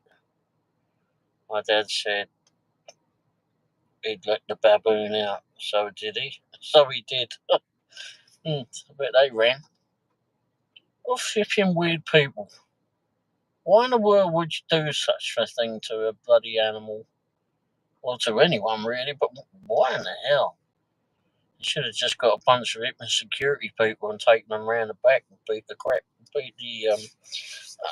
something out of them. Got the wrenches out. Clydesdales are beautiful. They are so big. Yeah, definite weirdos. I'll go with that. Definite weirdos. I was thinking about horses. When we went to London, one of the times we went to London, and I went with Wendy, and we was on Wimbledon Common, and on Wimbledon Common we got this area. There's a great big windmill there, Wimbledon Common windmill, and underneath there's a cafe and tea room, and there's also a golf club as well there, and I don't really care about that. But anyway, so here comes the rain again. Anyhow, so we were in the tea room and getting something to eat, and anyhow, these kids came in, just idiot school kids. They were having a go at one kid there, trying to bully him and that, and anyhow, it's very odd because not a lot of trouble goes on up there. And these kids came in there and they were beating on these other ones, and some of us, this one kid went running off, and these others chased after him. So several of us went running off after them to stop them from doing anything stupid to this kid. And I guess we've got the park rangers up there, or the common rangers, and I know they've got big horses. So anyway, so we're running off down there. I was a lot slimmer back then. So anyway, running off after them, and all of a sudden the ground started moving. It's like, what in the world? I mean, I wasn't that flipping big back then. It's not me making the ground flipping rumble. Probably would now. But anyway, and I stopped, looked behind me, and there was the rangers with the big horses.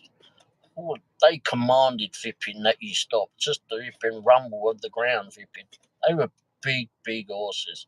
I honestly don't know what they called those ones. I can't remember. But everybody stopped him. My grandpa.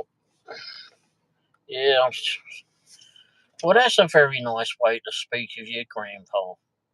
You're obviously an idiot. Before you get chopped, can you hit the flipping thumbs up button? Anyway. Yes, definite weirdos. Yeah, I saw them. This was back in the early 70s. The airport was full of all kinds of folk.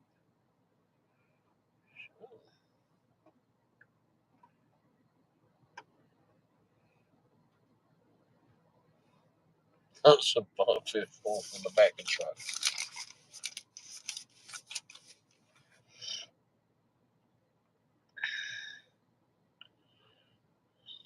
What Tim Green needs to grow a bit. Well, flipping TWC, I think you need to grow a pair. So, anyway, before you get chopped, go up there, hit the thumbs up button if you would. Because I'm sure, and you might want to duck because I'm sure my Dukes is about to come and flipping whack you one. But I would leave that to her because she enjoys doing that.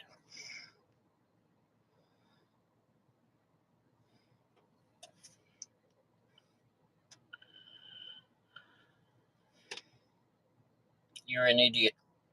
Myers, you are an idiot. Can't imagine why your wife cheated on you. Anyway. So, but animals, I love animals.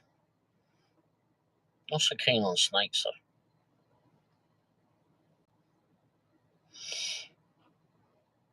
The lizards at the pool in Florida were interesting.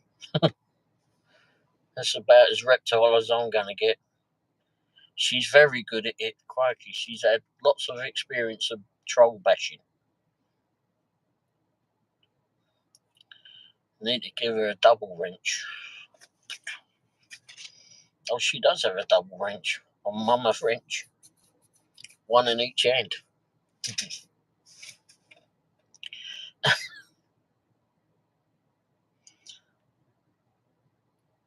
Yeah, I don't understand why people would go and do that to try to burn the creature, the baboon.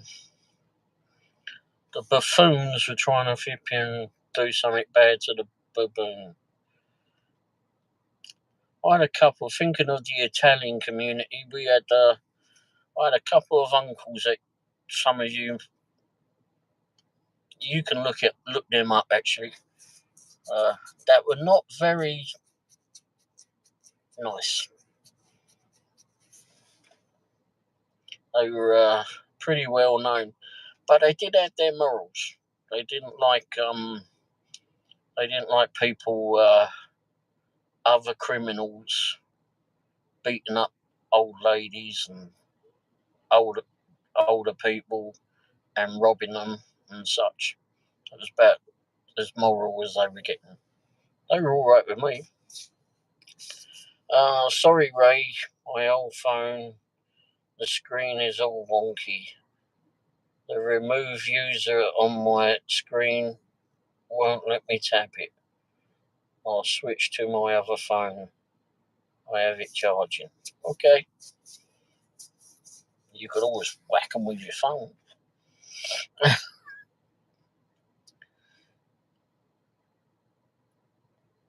Yeah, my uncles were known as, or all gone now. I don't know if Charlie still around. But anyway, the Cray brothers or Cray twins, you can look them up. It's Kray.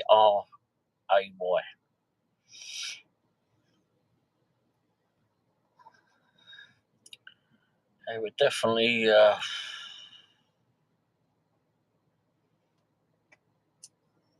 didn't really know much as a kid who they were, but certainly an eye opener now, that's for sure. Reading about actually, there's several things on Amazon you can watch about them.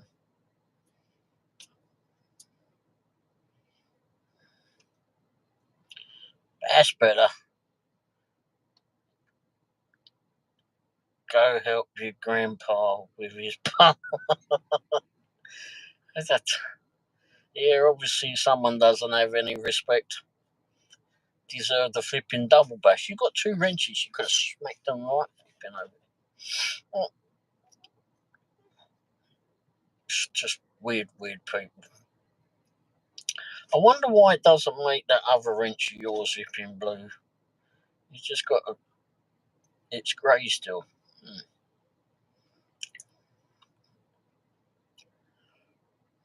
Some very, very odd people. I don't understand what they get out of it in being a troll. Just seems a waste of time to me.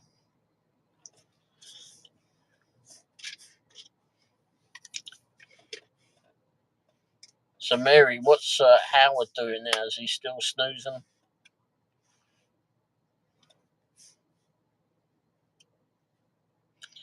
Seems like he enjoys his toys and watching him with that little ladybug.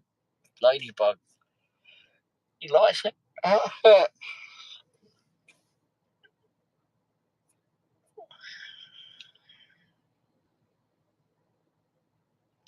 had another cat called Eddie. I moved into this Chinese restaurant, or not into the restaurant, to a flat above it. And Eddie was a cat that belonged to the drugged up girl that lived in the flat, whatever, above the other shop next to us. Anyhow, Eddie he was a tabby cat, yeah, and he would sit outside the back of the restaurant waiting to be fed. Oh, he was a fat kitty. Anyhow, The druggy girl flipping left him behind when she moved, and I got custody of Kitty. Got custody of Eddie. He stayed behind, so he came and lived with me. Oh, I used to watch him when I was up at the back of the flat. I could see him flipping just wandering down the back alleys and trying to jump up over the fences just to go and try and get into someone's house for them to feed him because he looked hungry. He was a chubby kitty. And when he flipping jumped on the bed, good grief, there was no way I could. It was hard work trying to get into bed with this little fat kitty on there. He was a lovely cat, though.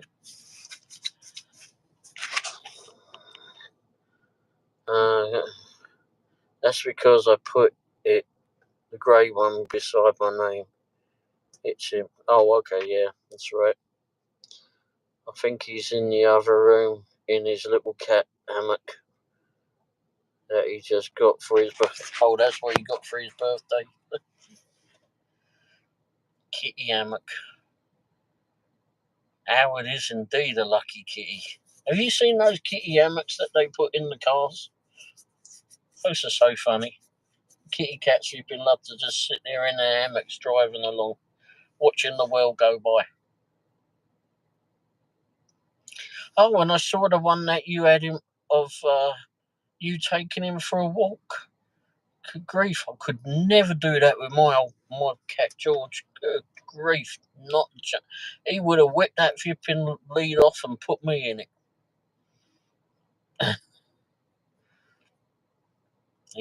And then on his birthdays, I tried to put a hat on his head.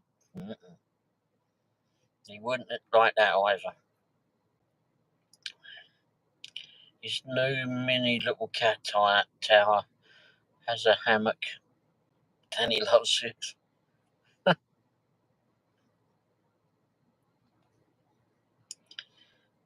George always seemed to like boxes better than flipping what I bought him to put in it.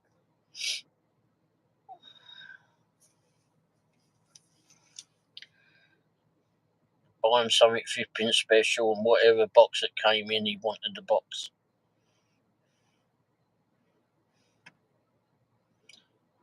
Miss my cat, yeah. I miss my kitty cat too. And he's been gone, oh crikey, about 30 years now.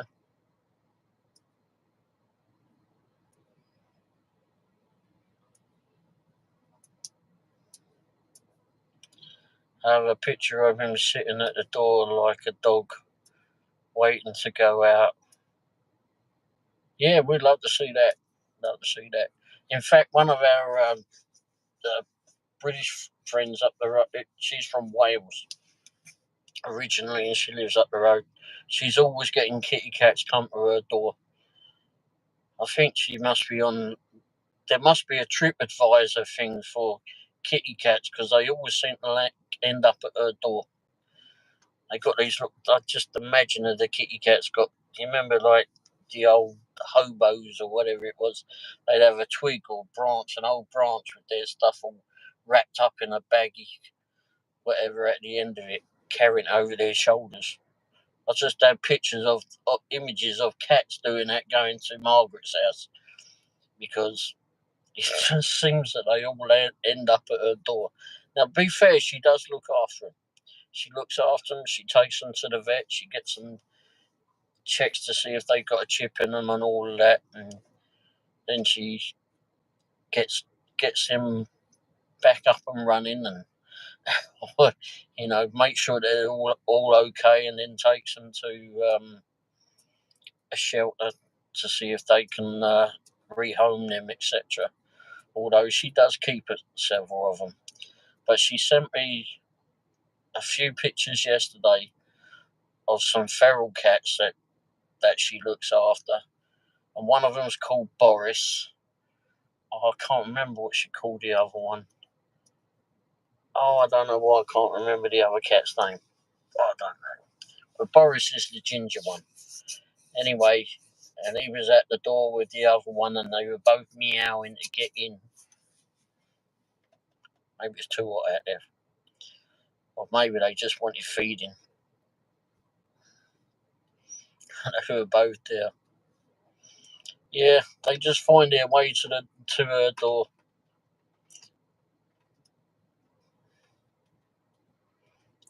My bird doesn't like to cuddle. Yeah, see, that's why I'm not a bird fan, really. He likes to give body piercings if you try to like him. When I was a kid, we had this pet shop in Wimbledon, and they had a myna bird. It would talk to you when you went in there. Try to talk to it. And then when I'd gone to the high school, and there was a different part of town, there was another pet shop that opened up, and you went in there, and they had bloody piranhas in the aquarium. Oh, they were ugly looking things. Good grief, those things are ugly.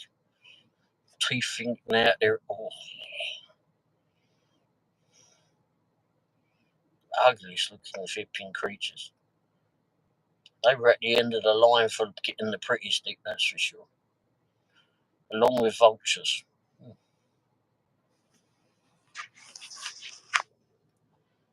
The bird was originally my mum's. After she passed, all he had was me.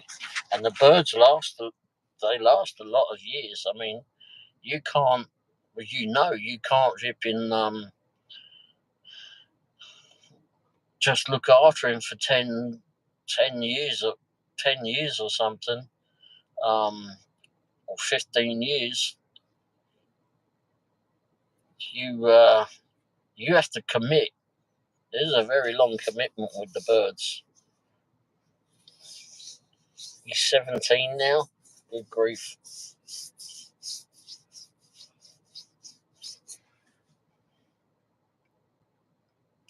I've seen, where is it? Somewhere, is it in California? I think it's in California. But someone has a turtle. Bloody flipping great big thing it is. Massive. I'd like to say that is called Howard too. It's been a while since I've seen it. But anyway, they take this bloody great big thing out for walkies. And they pick him up, which takes a lot. And they pick him up and put him in the back of the SUV. He's in his own little pod. And he can look out the window at what's going on. And then when they get to their destination, which is normally the shops, they take him for a walk around the shops.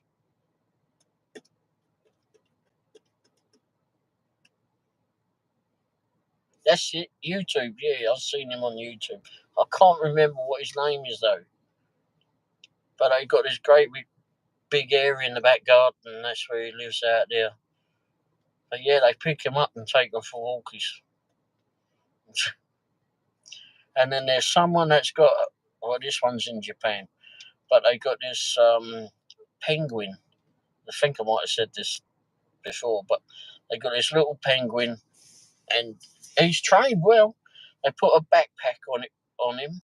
They put the money in the backpack, and then they send him off to the shop. And on the way to the shop, he gets a hose down. Someone gives him a hose down, and then he carries on to the shop. The shopkeeper already knows. They go in his backpack. They get the money out. They put the fish or two, whatever, in the backpack and zip that up because he don't want him getting it. And then they feed him a fishy, and then he goes back home. You've seen it too? Yeah. Isn't that funny? So funny. And I saw something else just last night. There was someone was out surfing. I don't know where it was, and a penguin jumped. They'd been kicked off the surfboard, and the penguin jumped on the surfboard and was like riding along with the surfboard. Yeah, I do the same. Don't get me on to. I'll watch cats and dogs and all sorts of animals for hours. Suddenly, I'll be like, "It's what time in the morning?" Wes, how are you doing? Have you had a good day today, Wes? Or yesterday, as it would be now, because 12:30 or so here.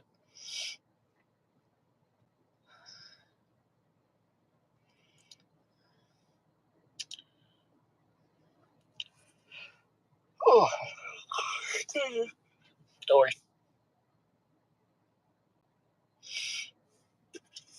We've had an interesting day.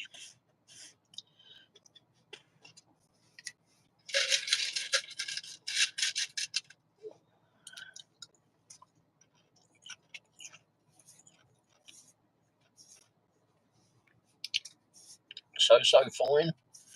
What have you been up to today then, Wes? I'm just eating some ice, everybody. Nothing exotic. Just trying to keep hydrated.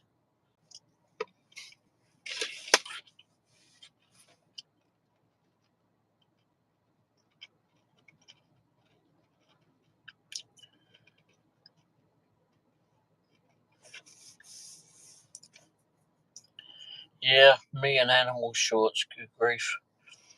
It's crazy. Been trying to get back to exercising. It wears me out thinking about it. Well, it's good for you to keep on doing it, though. Don't recommend getting to being bigger, that's for sure.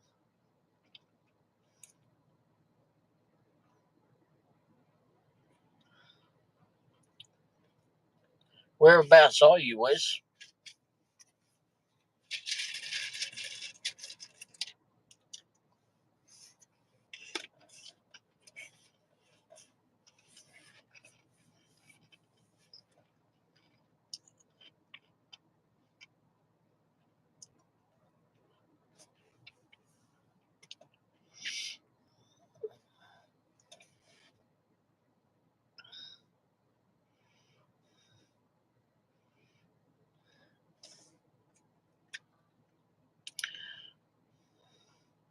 Oh, Georgia, that's right. I remember now.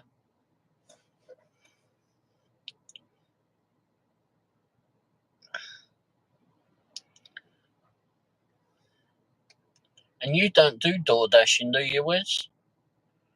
Doordashing or food delivery? Oh, you do.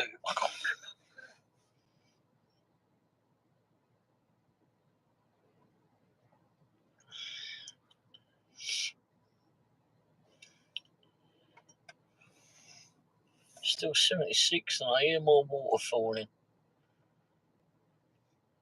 We had a storm here. He was thinking about it. Well, if you think about it, if you do it, for crying out loud, you don't have to take every offer. If it doesn't look like it's going to pay you enough to do it, then don't do it.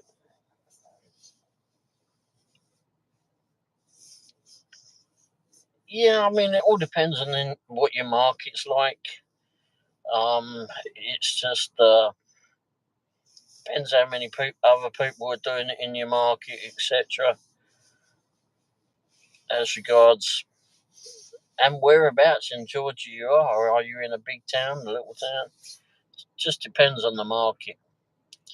And if you do, don't just do DoorDash.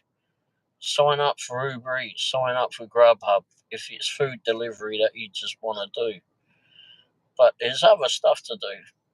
You don't have to tie yourself down to one app. There's a lot going on with the food delivery apps at the moment, though. But the one thing to remember if you are doing in any of those is just don't take those stupid $2 offers. It's a big town, I would say. Okay.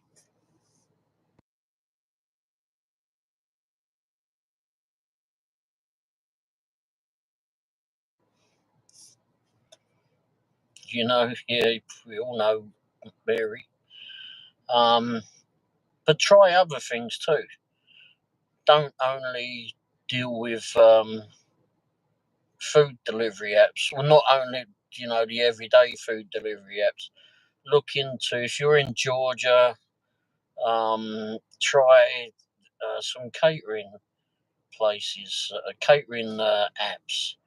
You got Zifty, which I understand works in Georgia. I don't think it works all over Georgia, but it works in Georgia. Don't know if Deliver That works in Georgia, but that's another catering one. And then there's another called Delivered, but it doesn't have any vowels in it. So that's another one to use. And then of course there's something completely different if you like doing photography, is Proxy Pics, which takes pictures of real estate. So something completely different from doing food delivery, but if you like doing that sort of stuff, that might be another thing for you to pick up on. But basically what I'm saying is don't just stick to one app. Just have an arsenal of them. Because when one's not working, not doing a lot, then you've got something else to fall back on.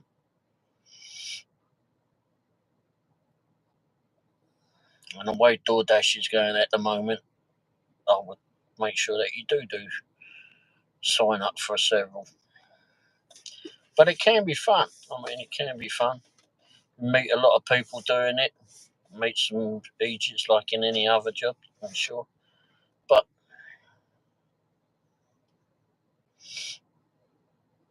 it can be fun.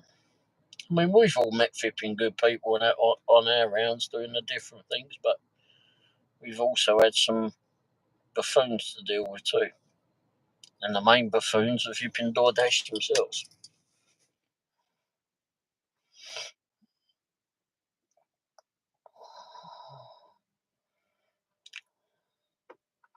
Like 76 seemed like a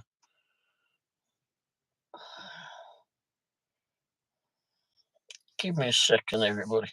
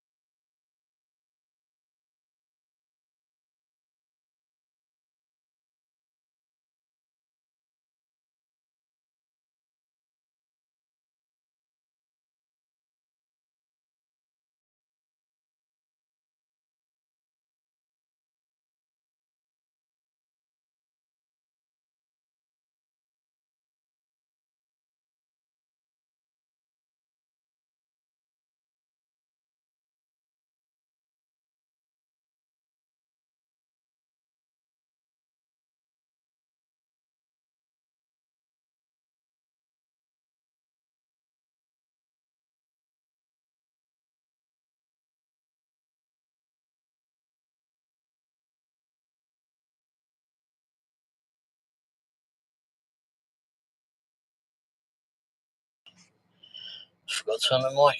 Must have hit the mic off. I wonder what was going on outside. So I went to check. Yeah, we have a lot of regulars. Do have a lot of regulars. Some people that we deliver to, well, not recently because Doordash has been not so great in our area, at least not for me. But there's people that we deliver to several times a day, let alone a week or in a month. I don't know how people afford it, because it does get a bit expensive. But if they can afford it, no, they can get. If it works for them, that's fine.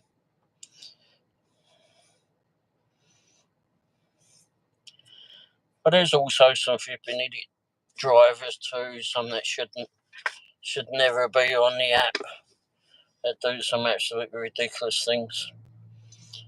Steal people's food or do some ridiculous things. I'm sure you've seen the videos as much as us.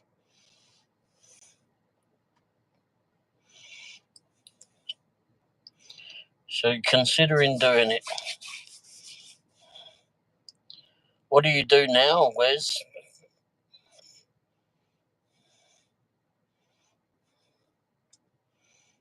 I'll have to plug this in at some stage, I suppose.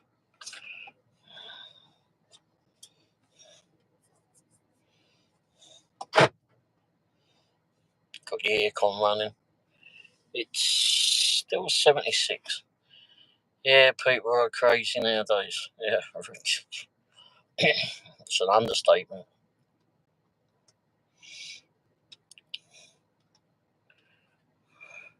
You've been trying to find work.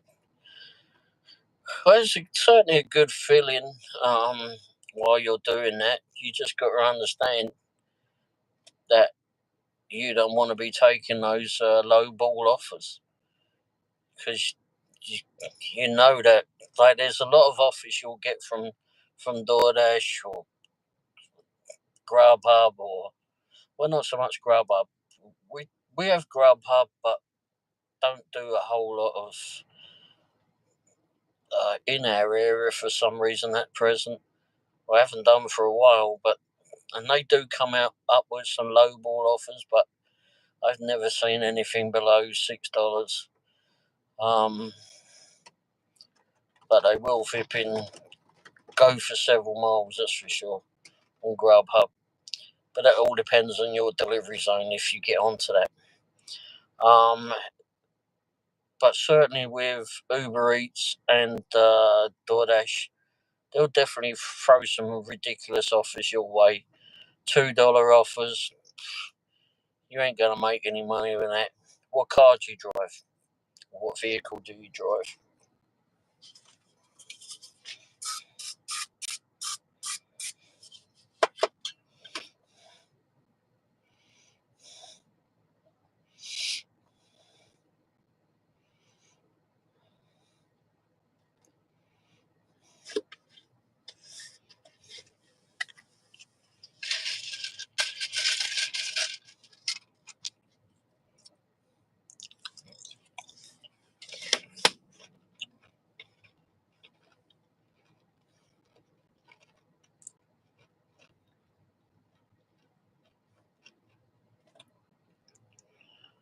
Well, you'll be okay to get around in if you're in your 20s, younger and fitter. Good on gas. Okay, well, Coca-Cola's pretty good on the fueling, but but you still don't want to be taking those ridiculous offers, because you just run a Toyota. That's good. Or Toyota Corolla or Camry or something. I would still not do those offers, because you're not going to earn any monies from them.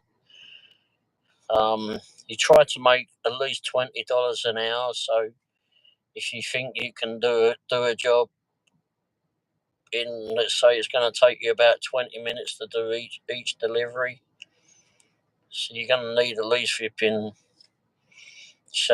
from a job.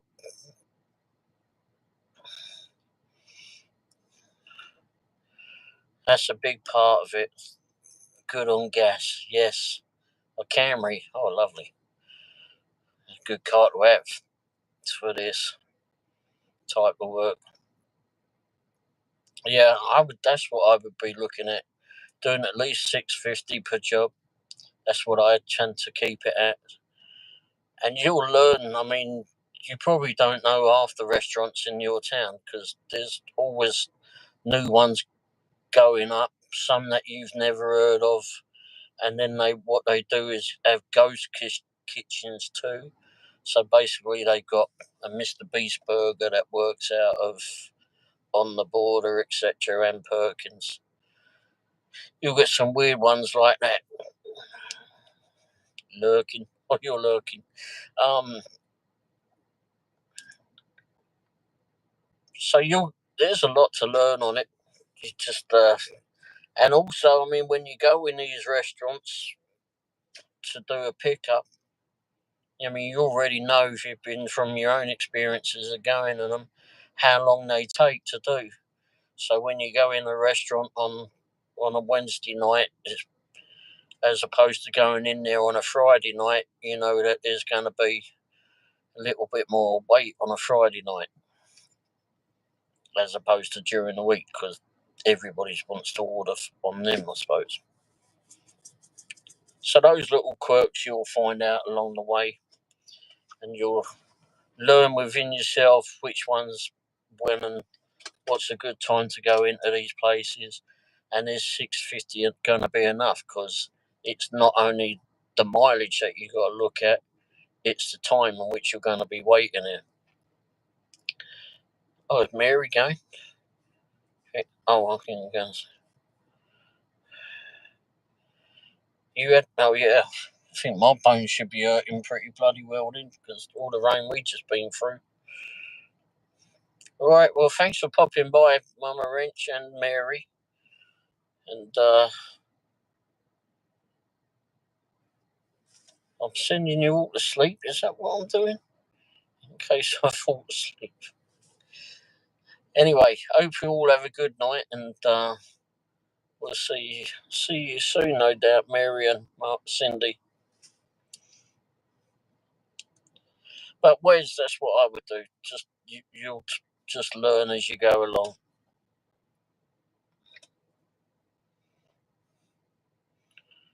Just make sure that your car's ripping working right. You've got oil in it, you've got water in it, coolant, and you'll be fine. I'll see you tomorrow sometime. Dearest Dasher goes live Sunday. It's 2 a.m. Oh, bloody hell, it's what? Oh, shit. All right. Good night, Cindy. Thanks for popping by.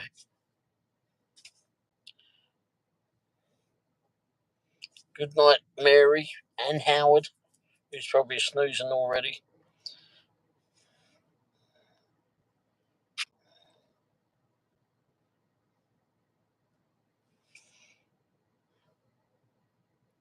But yeah, you know, it's a good thing to do. It's fun to do, but you just got to find your own way about it. But just don't be afraid to turn those offers down that come in at $2 or whatever. I was scammed recently. It really hit me hard, but I'll get through it. Sheesh.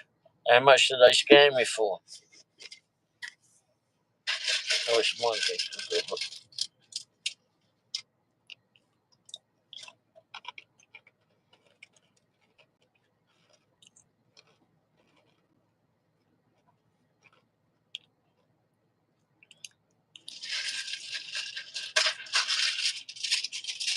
Oh, where's Presley? You there?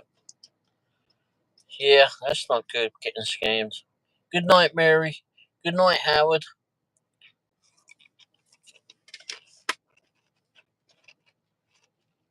Holy shit.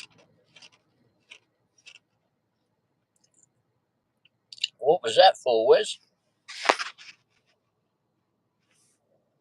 Bloody hell.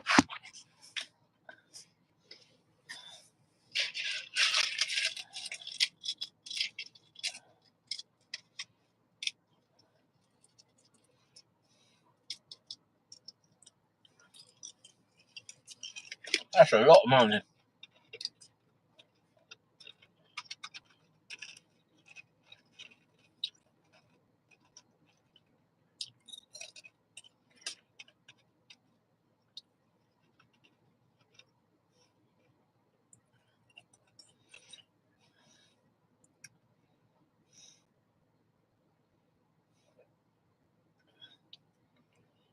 Yeah, I wouldn't have thought it would be a bloody joke. That's a lot of flipping money. What was that for? Did they try to sell you something, or promise to sell you something, or work on the car, etc.?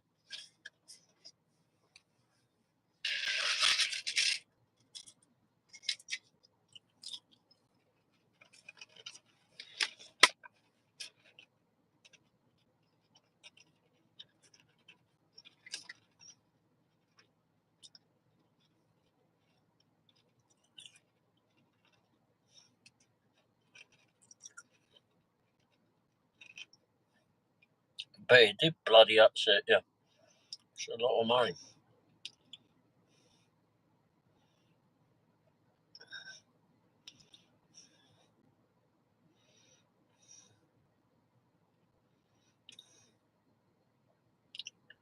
Don't know why these people insist on being like that. It was what?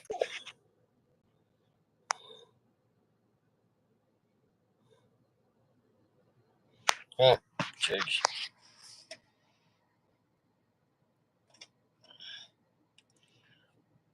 But hopefully the bank, if they got into your bank and it wasn't anything to do with you, surely the bank should be helping you on that. Yeah, but even if they got your info, surely the bank would be helping on that. So they can go figure out what happened and not blame you. Banks have bloody insurance, they can go flip and figure it out.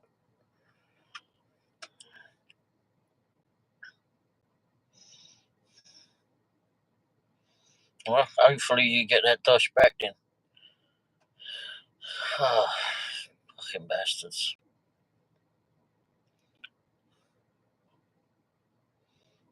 Jeez.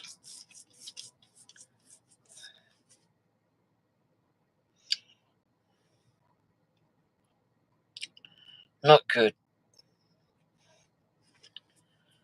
Just today, yesterday rather now, my wife was signing up. She'd gotten an email and it said it was from the local internet company that we deal with. And it was and with this survey, you got an iPad Pro. Anyhow, she says to me, "Is it worth getting?" She'd done the survey and everything. She says, "Is it worth getting this iPad Pro for $6 shipping?" I went, "What?" And I looked over at it and I went through the email that she got. I went, "Well, yeah, it's definitely worth that. If that's definitely them." And I went through the email and I went through the headers, and it said her email address on each one that I clicked on, even when it was from. So I said, "Nah, throw it away."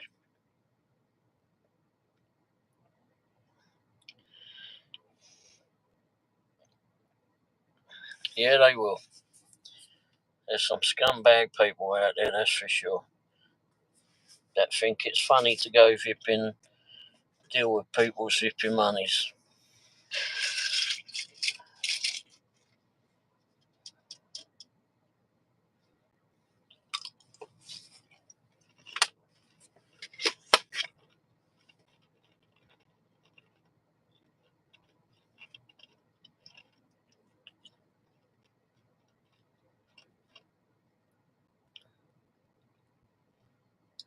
Have any other good celebrities? What?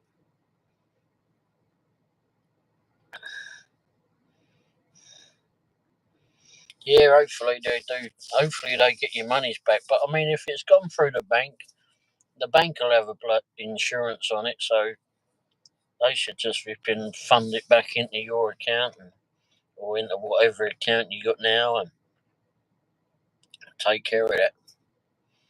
Have any other good celebrity meetings? Have I met any other celebrities? Is that what you're asking, Presley? Haven't seen anyone lately that I know of.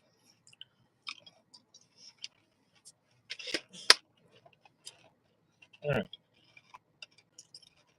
don't know.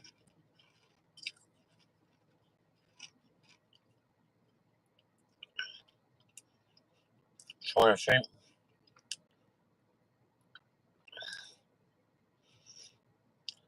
I met that Leonardo DiCaprio. I don't know if I told you about him. Picked him up in the car one time. Oh, not much of an happy fellow, is him. Brian May, you already know about. Picked up Phil Collins, you know about. Meatloaf, yeah. Did I tell you about Phil Collins? I picked up Phil Collins. But he was in the car with Brian May as well. What's that? Yeah, Brian May and Phil were in the car together. But Phil was quite funny, you know. I went up. I don't know if I told you, Presley, but I went up to his house, and he lived in well, they've all got multiple houses. But Phil and Brian, they live just out. They got these houses. Yeah, I used to be a taxi driver and a chauffeur back home in England, and so Phil and Brian have both got homes just outside of London, in a county called Surrey, and they both got homes next to each other, but they're bloody great mansions. I mean, mansions. And so I goes up to Phil's house one day, mansion. You can't see his house from the road, just the same as like you can't see Brian's house. So he gets up there. I've been working all night. I get up to the gate. They let me in. Finally get up to the house. And I go in the house and I see the PA lady and she says, "Oh, Phil's still doing some recording. He'll be out in a bit." I went, "Okay, fine." So I said, "I'll go wait in the car." I'd been there before. Anyway, but I just thought I'll go in and have a nap or something in the car. And like I said, I've been there before. They're very polite. They're very, they offer you tea and biscuits and breakfast. Make your breakfast. I've had breakfast there before. Anyhow, so I go back to the car and I wait there out there on outside the house and all the gravel and that. I'm in the car and I've gone. It was a nice summer's morning. I just fell asleep. The window's partially open. I'm like, and then all I hear is, what the fuck, on the window. I looked up and Phil stood there and he goes, "Well, Ray," he said, "would you like me to drive?" And I went, "Well, Phil, I don't know, mate." I said, if you bash the car, can you afford it?"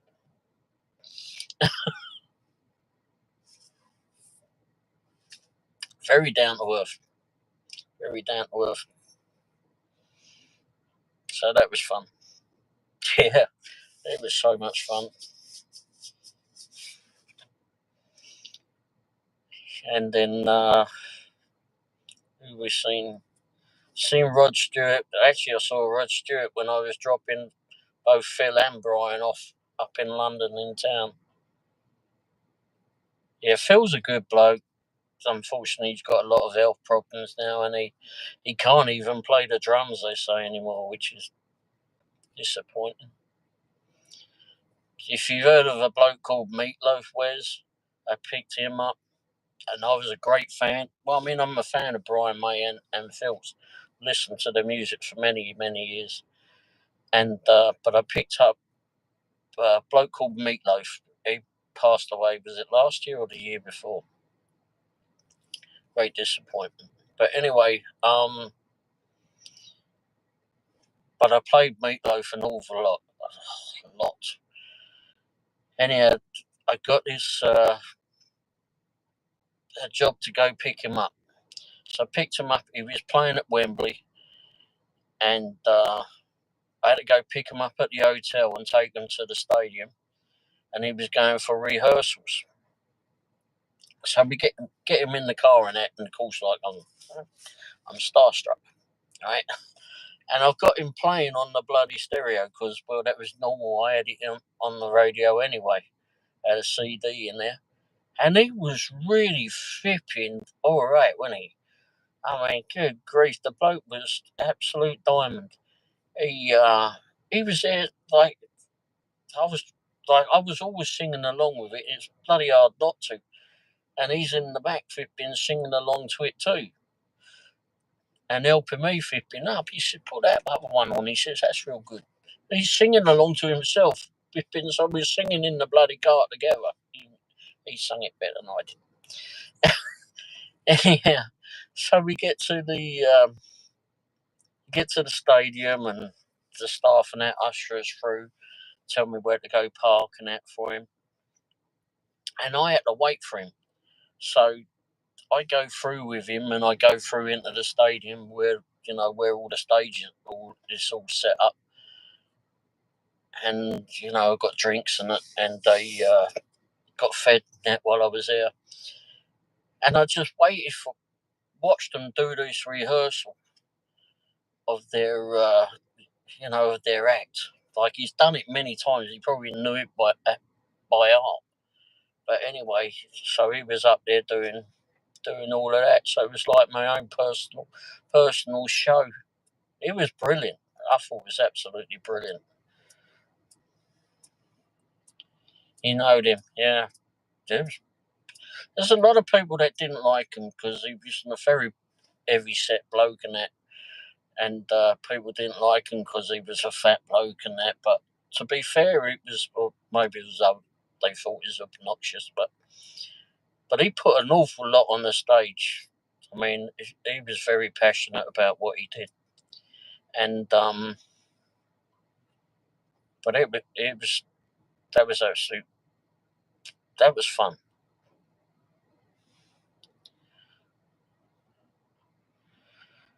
Yeah, there's a lot of I'd liked him since the early '80s. When I worked in this garage, I remember getting into him. It was a hippie bloke that got me into him. He came to work at the garage and that I worked at, and he got me into that, and I was hooked on it. But yeah, but there's been several of them that I've met. But I didn't like that with Leonardo DiCaprio much. I went and picked him up, and I don't know, he seemed a bit of a bloody diva, him. Leonardo, he was just, he didn't want to talk to you. He just thought he was better than anyone else. And then, who was the other one? There was a Pratt from the band from Oasis. Was it Liam Gallagher? Yeah, he's a pretty quiet bloke. Liam Gallagher, I think that was him. Anyway, I had to go pick him up early one morning. He had a flat in Kensington. And I had to pick him up like 4 o'clock or 4:30 in the morning and take him to the BBC, one of the BBC studios. He was on a early morning interview. Anyhow, I get to his house. He's all flipping grumbling that I've knocked on his door at that time morning. Mate, I'm here to pick you up. Get your ass down here, and let's get on. Because I don't want to be here at flipping 4 o'clock in the bloody morning either. Anyway, he was complaining all the bloody way, and finally I said, look, if you don't quieten down, you can bloody well walk there. Just like, he was just an obnoxious bloke. And he says, well, you can't do that. I said, I can do what the bloody hell I like. It's my car. Anyhow, with that, I stopped the car and he had to walk. I was not having any of that. God, jeez, he was just going into one. He weren't too pleased when he walked either. But there you go, bollocks. But no, there's a lot of the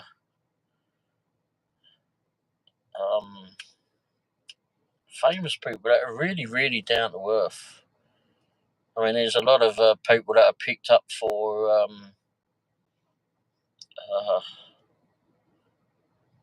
lot of the news people and that are picked up from back home that probably you'd never know. Could have been drinking. Drinking or something, I don't know. But either way, if you can, I got fed up with that bollocks. So as far as I'm concerned, he could walk, and he did. Yes, the BBC did call me.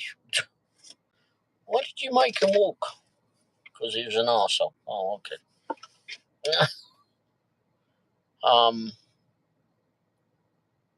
And I had another one like that, and it was going to the BBC too, BBC as well. And this bloke lived outside of London in a place called Reading, and it was a long way. And I actually did this one for the cab company, and we didn't normally go out that far. And to be fair, I didn't really know my way around Reading like I did London. But anyway, I got dispatched to go out to this place. No one told me who I was going to pick up, but I did find out later. But anyway, so I get to go out there. We didn't have GPS, didn't have all of this stuff back then. I mean, we had phones, but that was it. And unfortunately, my mobile phone out there didn't seem to like to work in the country. But anyway, so I had to go use a public phone box when I found one. So I've got these flipping directions to go to this bloody house, and I couldn't find it. But I had a phone number. So I found a phone box, pulled up at that, and I think it was like one of the staff or whatever of this famous person's flipping home. And they were real nice and that on the phone. And she says, okay, yeah, told me how to get there. She says, but if you get a problem, give me a call again.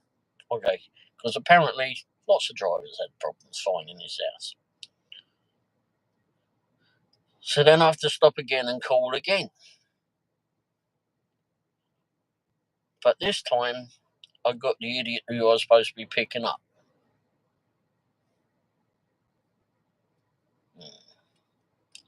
Who was complete and utter arsehole down the phone. I was not impressed, to say the least.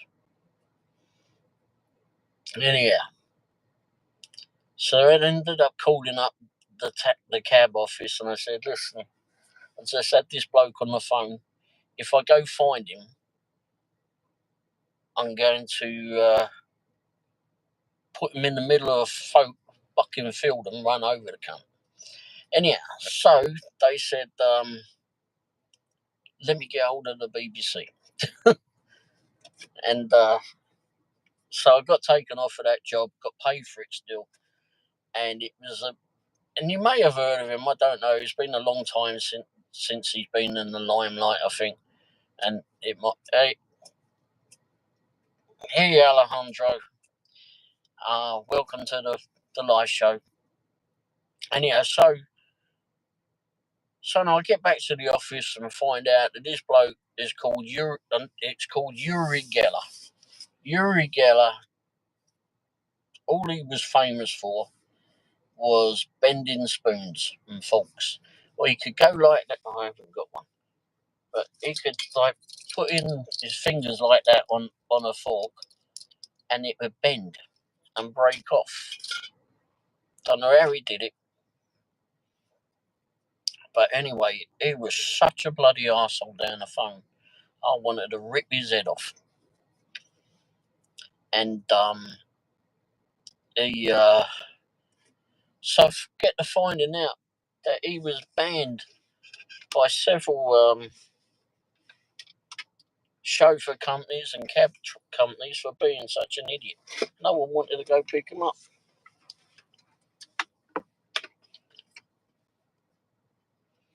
Yeah, he got banned. Let me see if I can put this on. I'm trying to put it on.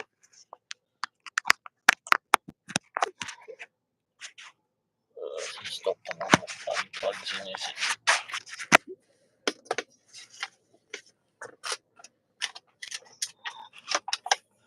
Trying to get a bit of plug in here. Yeah, he was a bit of a absolute arsehole. I can't believe how many flipping companies have banned him. Nuts. Don't know why he was like that. Absolute arsehole. I mean, you couldn't believe how bad he was down the phone. I was shaking with anger. I remember that. God, I want to rip his ears off. The BBC got a hold of me and said, "Don't go pick him up, please."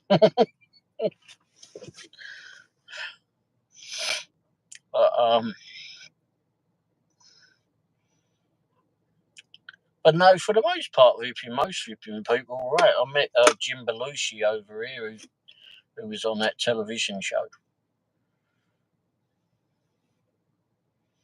Maybe on steroids.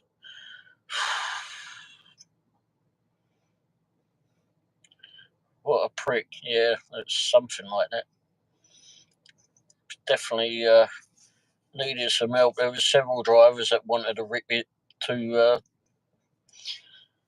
they weren't keen on him. I don't know how he got to any of the BBC studios or any studios or anywhere.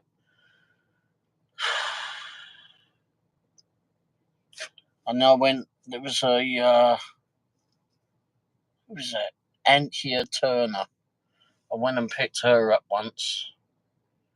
She's a... you like Jim Belushi, yeah? Actually, I made a on the microphone. I made a harmonica for him. I gold plated it and everything. Got it all engraved in that for him. And we went over to... he was in Kansas City, and we went over to meet him. Gave him this thing, and yeah, that was fun. Met him.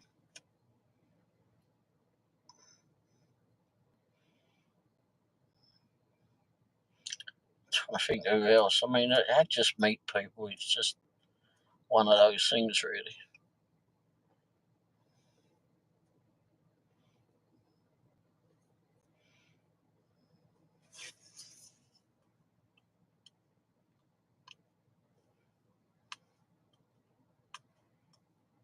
Yeah, Jim Belushi's a nice bloke, definitely.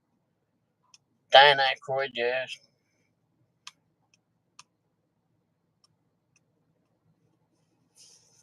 Yeah, I know Dan Aykroyd. Of course, it was John Belushi that was with him in Blues Brothers, wasn't it, with Dan Aykroyd?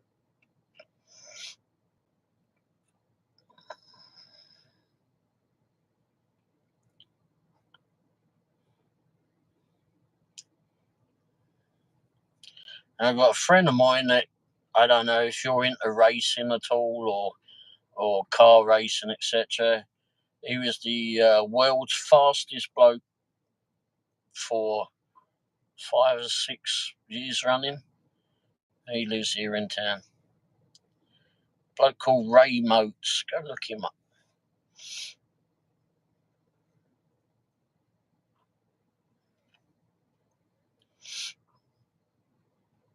I shall be seeing him next week.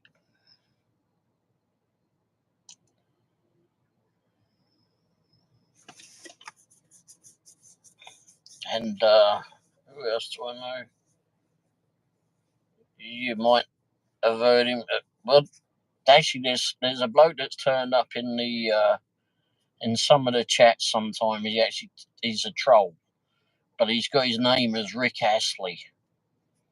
Definitely not the real Rick Astley. If you've heard of Rick Astley, have any of you heard of him? He's a singer from the 80s. Never Gonna Give You Up. That's one of his songs. I met him too. Yeah. He came into a garage where I worked at, and I'd done service writing, so I was always up the front, and got to chat with him as well. He's a very quiet bloke, very quiet. He's still going. He's still singing. Yeah. And what's that? Richard Branson, met him too. He came to the garage where I worked at. He's a bloke that owns Virgin Airlines.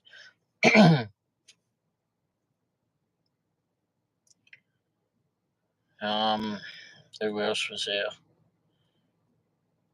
A bloke called David Essex. You may or may not have heard of him.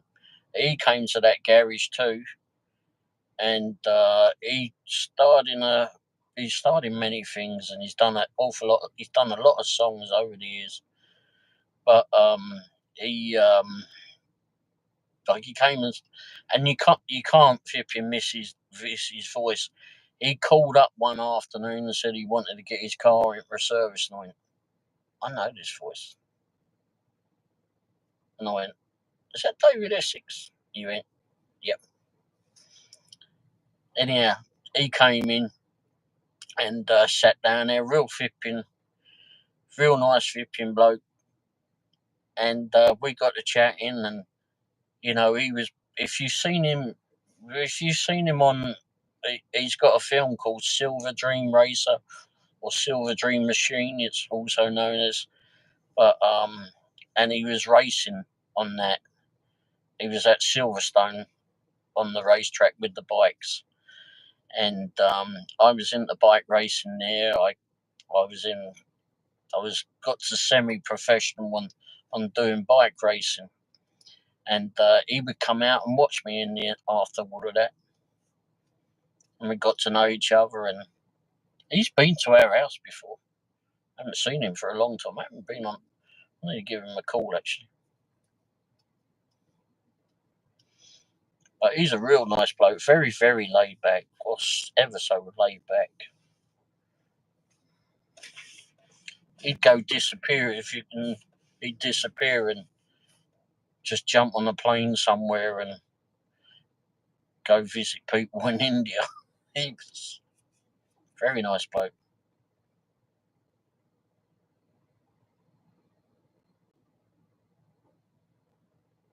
Yeah, Ringo Starr. What was the one that he did on with Ringo?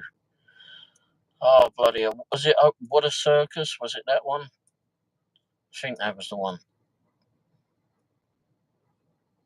I know that he was doing that.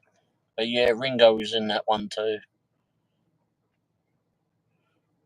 But the one where he done the bike race, and that's the one I love that. Love that shot. Damn, I'm going to have to go in and look for that now. But that's a good film. And he done some of the thing. He did all the racing in that film. If you watch that one, Presley, he done all the riding in that. The only thing they wouldn't let him do is the part through the garage. He left the garage. He got so pissed off at this garage that he worked at, and he raced out the garage with the bike, and they wouldn't let him do that scene because they were worried that he would come off of it because it's a slippery floor in a garage. So they wouldn't let him do that. That's the only thing they wouldn't let him do.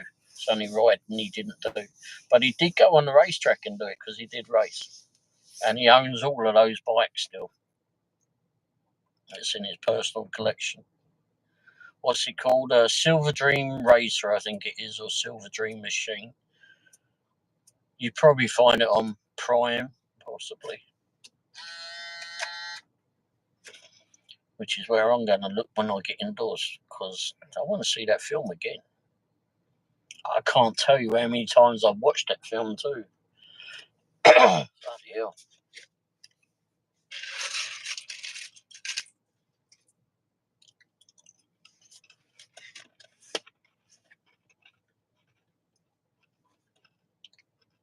Yeah. But that is a good film. If you like motorbikes, there's a lot of that. And it was back in the 70s on that one. Yeah, back in the 70s and that, because it had the old full transits and that in it.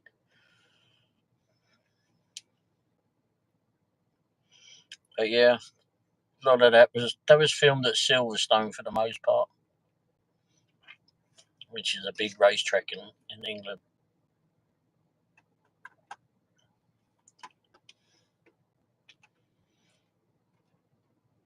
Yeah, I actually started it. I just never had time to go back to it. It was mostly, I wanted to do it in tribute to my dad mostly. And so I was trying to find out a lot of stuff about him. But then the computer went wrong, and that was several years ago, and that book got eaten up. But, I could probably put it all together. I think there'd be a lot to put on it. I mean, I suppose I've done a bit about my life, done a bit in my life, I suppose. My dad was real good with engineering, and I don't know if you've heard of a bloke called, he was in the films too, Omar Sharif. He was in a lot of old films way back when. And my dad had fixed his car once when it broke down, not too far from where he worked. And we got to know him.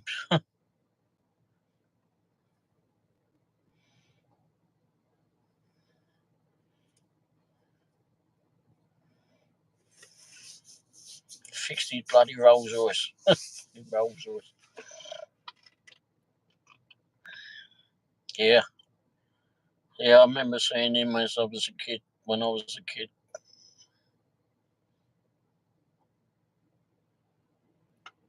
Whenever he came into town, we'd go out and have dinner with him in it, or lunch or whatever. It was always fun.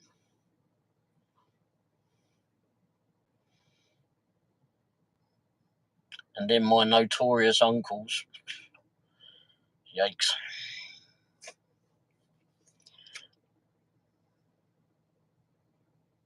Richard who? Richard Burton. I don't know about Richard Burton, but done Oliver Reed. Oliver Reed, who was married to Elizabeth Taylor, amongst them all. We see Oliver up in Wimbledon because he was a Wimbledon bloke, and he'd always be in the pubs and all that in Wimbledon to go sit down there and have a pint or two with him, as did many people.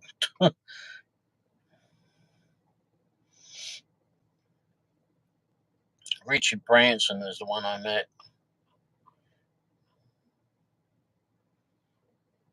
I don't recall ever meeting Richard Burton, but Oliver Reed was around about the same time as Richard Burton, wasn't he? And then there was, there's a lot of stars in that I used to see in Wimbledon because a lot of them lived there. Hell of a lot of them, or they come through and go play at Wimbledon theatre, etc.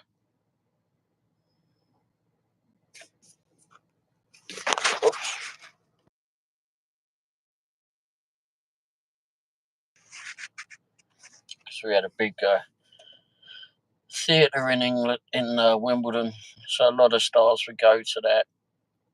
We'd see several of them wandering around the town. But Oliver Reed, he lived in Wimbledon and drank in about most of the pubs in Wimbledon.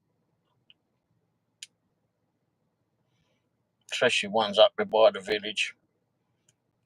You'd see them propped up on the seat. Had too many.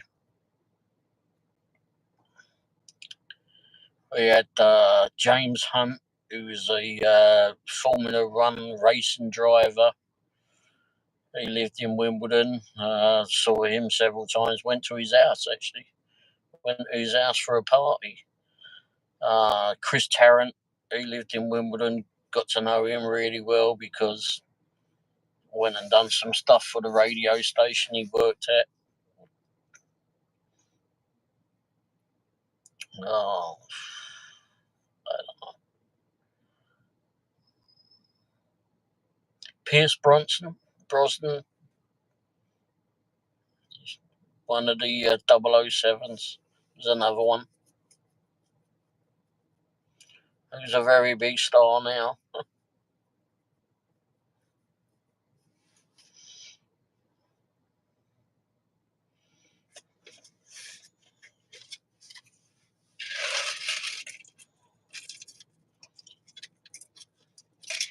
Yeah, I should write a bloody book.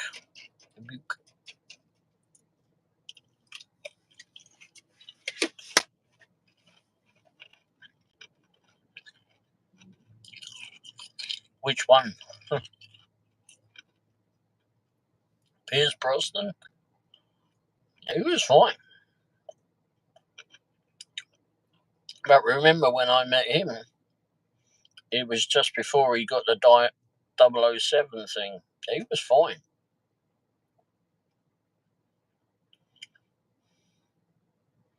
Yeah, it was nice supply. And actually, even after he got the 007 thing, he'd still come in the garage. That was Michael Myers. No, I know who he is, but I've never met him.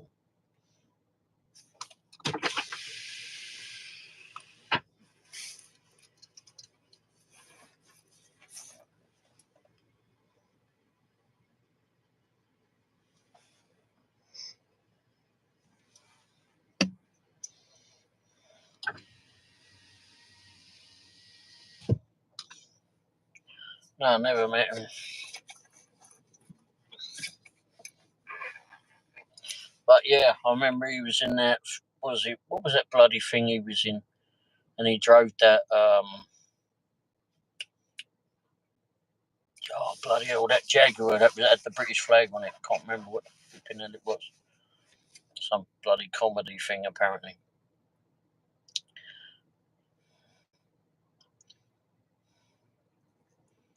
Yeah, I know who he is. Austin Powers, that was it. I like the Jag. It's a bit. I don't know, that one just seemed to be a bit strange for me, but I did enjoy the car. It's been a while since I've seen that.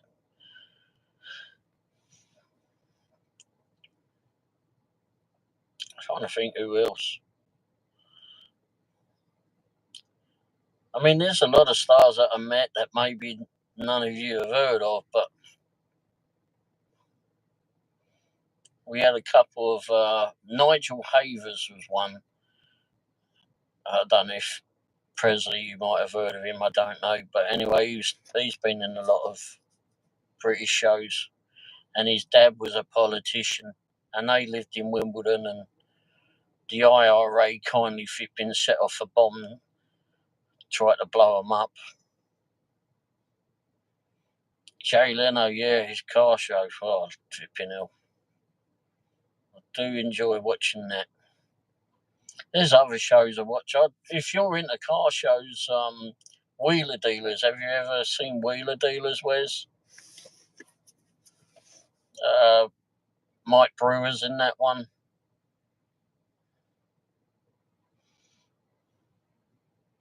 I know Mike because we was all in the car game back then, and I've met him. I know Mike.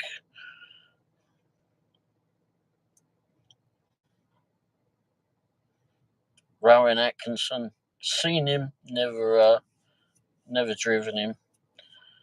But Rowan Atkinson, I don't know if you know, he's a big flipping car bloke. Very big car. He loves his flipping cars.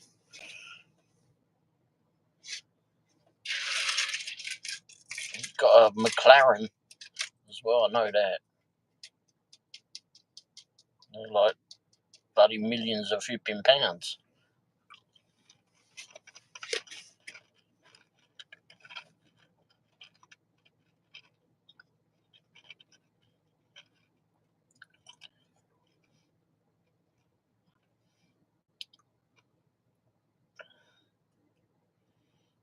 Not bad.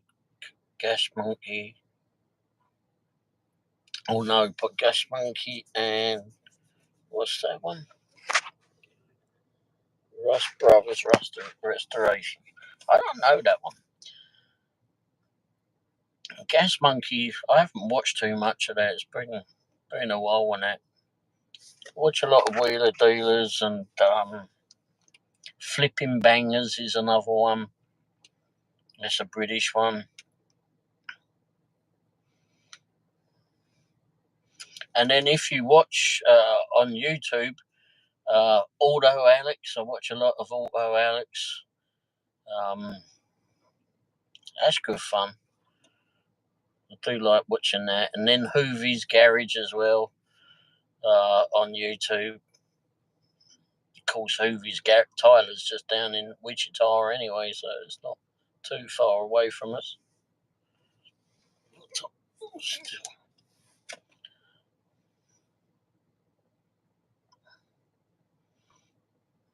I'd like to get to meet him. I haven't met him yet. But if you're in the car shows, Top Gear. I've met all the blokes in Top Gear. You know, Clarkson, Richard Hammond, of course, and James May. I know James May. What's the one thing you had to get used to here in the States? Driving on the wrong side of the road, for one. I'd driven left-hand drive cars back home, even though our steering wheel was on the other side. But driving on this side of the road. Hey, Caleb, how are you tonight? Driving on this side of the road. Yeah, Colin Furs, that is so flipping good. Bloody hell, that bloke is so damn good. Crazy, though, absolutely crazy. Digging that hole, that tunnel and whatever under his house. But I don't know, I haven't seen him recently, but I want to see how far along he is to get that. I think he's on his last leg on getting that garage put in, the underground garage, so we can fit his DeLorean in it. Did you make good money this weekend? Caleb, no, I haven't done a whole lot yet. Doordash, etc., hasn't been that brilliant, but I've done several proxy picks. I've made some monies that way.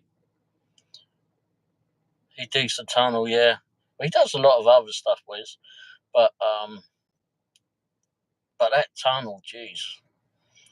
I think he's on the last leg on getting that last bit of tunnel in, or not tunnel, the underground garage.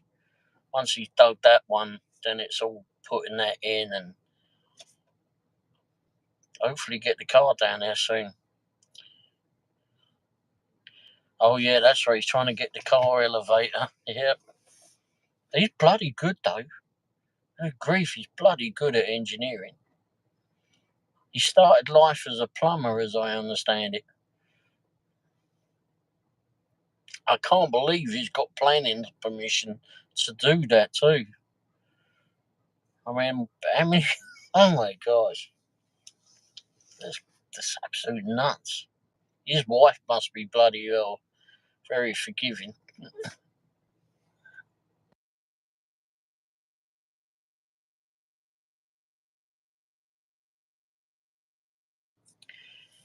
Did you make good money this week doing DoorDashing, Caleb?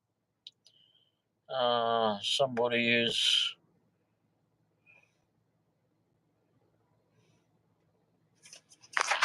What? Oh yeah, the one that done his BMW. I think they finished that, right? I think they finished that. Is it a BMW Touring or is it just a two-door 325? I'm not sure. Only $50. Oh shit! Did you go out Friday and today, or yesterday, Saturday? It's Saturday, right? Shit, don't know what day it is. Yeah, it's Saturday. Well, it's Sunday now, isn't it?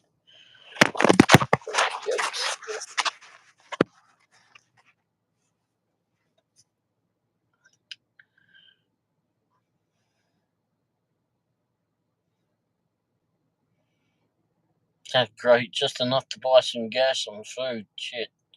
So you can go back out again to try and get some more monies in. Well, what car do you drive, Caleb? And what market are you in? What location roughly are you at?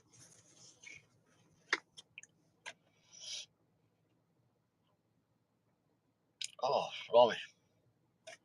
Turn the heating.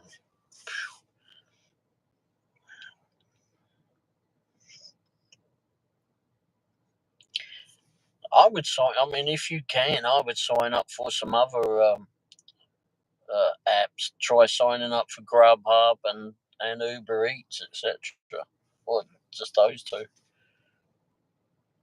Yeah, the E30, I know, but which was it? Just the 2-door, or was it the touring one, the estate car or wagon? I know. If you watch Auto Alex, Alex has got. He had a E30 that was being restored too, and that's the touring. And they resprayed it. They done everything to this. It was one of his barn finds. He loves BMWs. Chevy Cruze in Detroit. Wow, isn't Detroit a bit of a worrisome town to be in? I don't know. I mean, I only go with what I've seen on the telly. Never been there.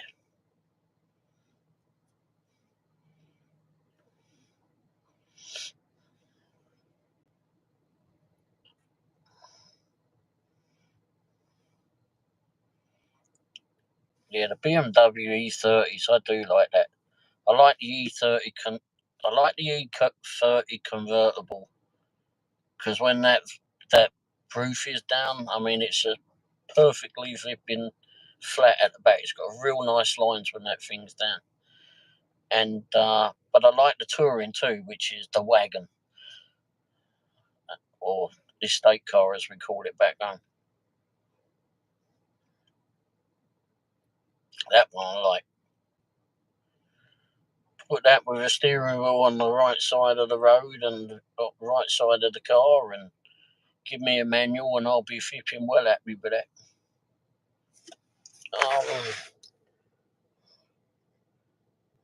Not as much anymore. Like any big city. Yeah, you're right.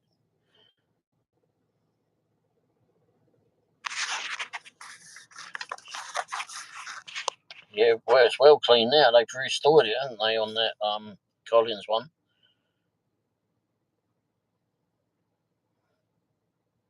But you get used to it. I suppose you know the areas where to not go to, Caleb. So yeah, but you're right. Any big city has the problems. It doesn't matter where in the world. Actually, I'm not talking about just America. I mean, where in the world? London has its bloody problems for sure. I mean, there's places in London we don't want to flipping be at. Some places in London you don't want to go out during the day, let alone night. But like you said, any city has its problems. But some cities, they they can change so flipping rapidly. They can go to a real nice neighbourhood, and within a couple of roads or streets, whatever, it could be the biggest ghetto that you've ever seen. A place where you don't even want to stop at a traffic light. One of them. Never been to London. I have. Yeah, big cities, definitely.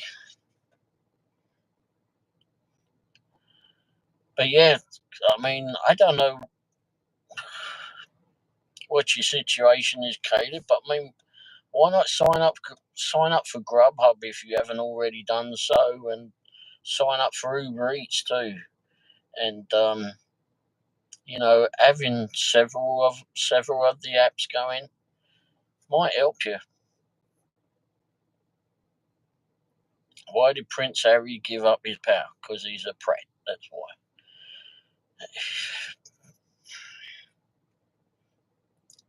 I don't know, mate. I think the bird that he married, Vipin, turned his head around a little bit, and he's just stupid, basically.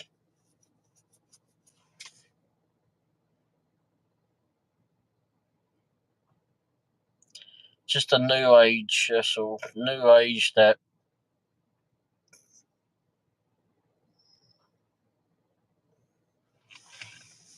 I don't think they understand what they have. I do them all and have a full-time job. I work under the house. Bloody hell! What else you do them, Caleb? Do you get benefits working for them? Working with Doordash, etc. Wes? No. The only the only benefit of working with Doordash and any of the other apps is that it's a flexible time. You can do it when and whenever you like, and for however long you like. That's up to you. For me, that works. The flexible time works at this point. But no, there's no benefits as regards do you get health benefits or anything, unless you're thinking about running yourself into the ground. Then that's a benefit, I suppose. I drive a semi and get good health insurance. Oh, there you go. Wow. I thought they paid you a lot of money to be a semi driver. Didn't think you'd need to go off and do door dashing, but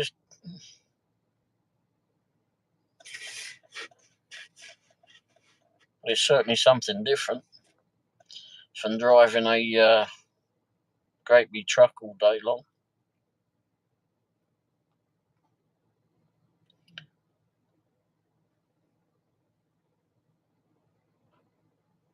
Does the car get good benefits? Yeah, the car gets a good benefit of me booting it around all day long.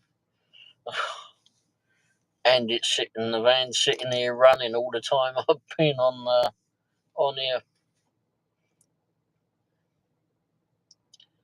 Don't people in the UK get free health insurance? Somewhat free. I mean, we do pay into it, but it's nothing like here.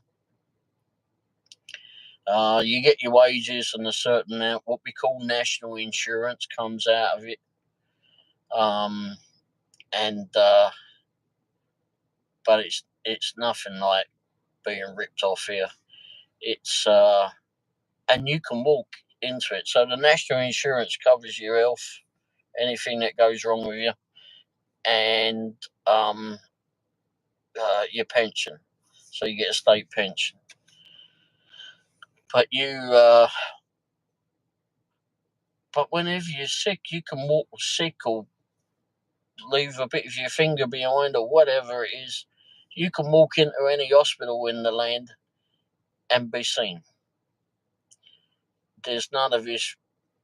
Have you got the right insurance bollocks? You can go in there and they'll take care of you. Believe me, I've tested that system out several times. Also do Amazon Flex in your cargo van. Do you like doing Flex? Have you been doing that one long? I mean, there's a lot of people that say how good and bad about that. Imagine once you got used to it, it's fine. I'm starting to learn about the elf in America. Yeah, tell me about it. Starting to learn about how bloody expensive it is.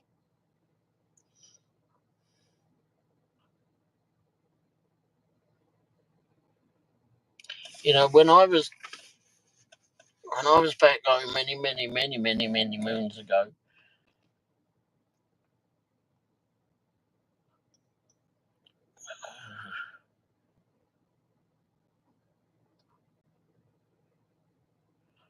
Wes, I think, is in Georgia, Presley.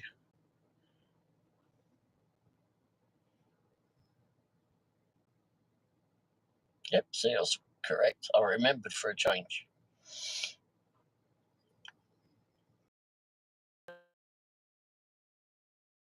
I was back home when they found cancer in my lung. I was coughing up blood, and they couldn't, for some reason or other, it couldn't be done back home. And I had to come to a place in Massachusetts at the time, and they put this tube down.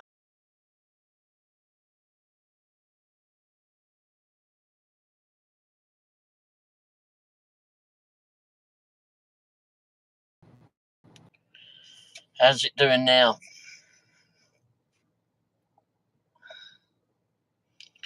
Yeah, I think my Wi-Fi is updating at the house. They do it every morning at some stage. It may buffer a little bit for a little bit. I'll switch it over to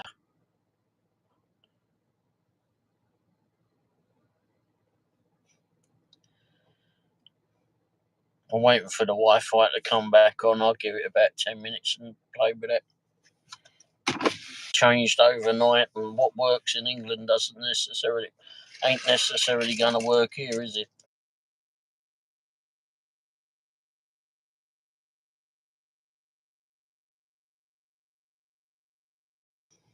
Turn my microphone off. Bloody hell. Hopefully that's better for you now. On the other live on Tuesday at 8 o'clock or thereabouts. I'm still trying to work on that one, because Brash Dash is on Tuesday as well at the same bloody time. So that may change. I don't know. Anyhow, I'm going to get off of here, everybody. So thanks for stopping by, or popping by rather. And hopefully I'll see you all soon, and hopefully you all have a great rest of your weekend. Thanks for popping by, everybody. I'm going to get off here now. Cheers. Ta-da.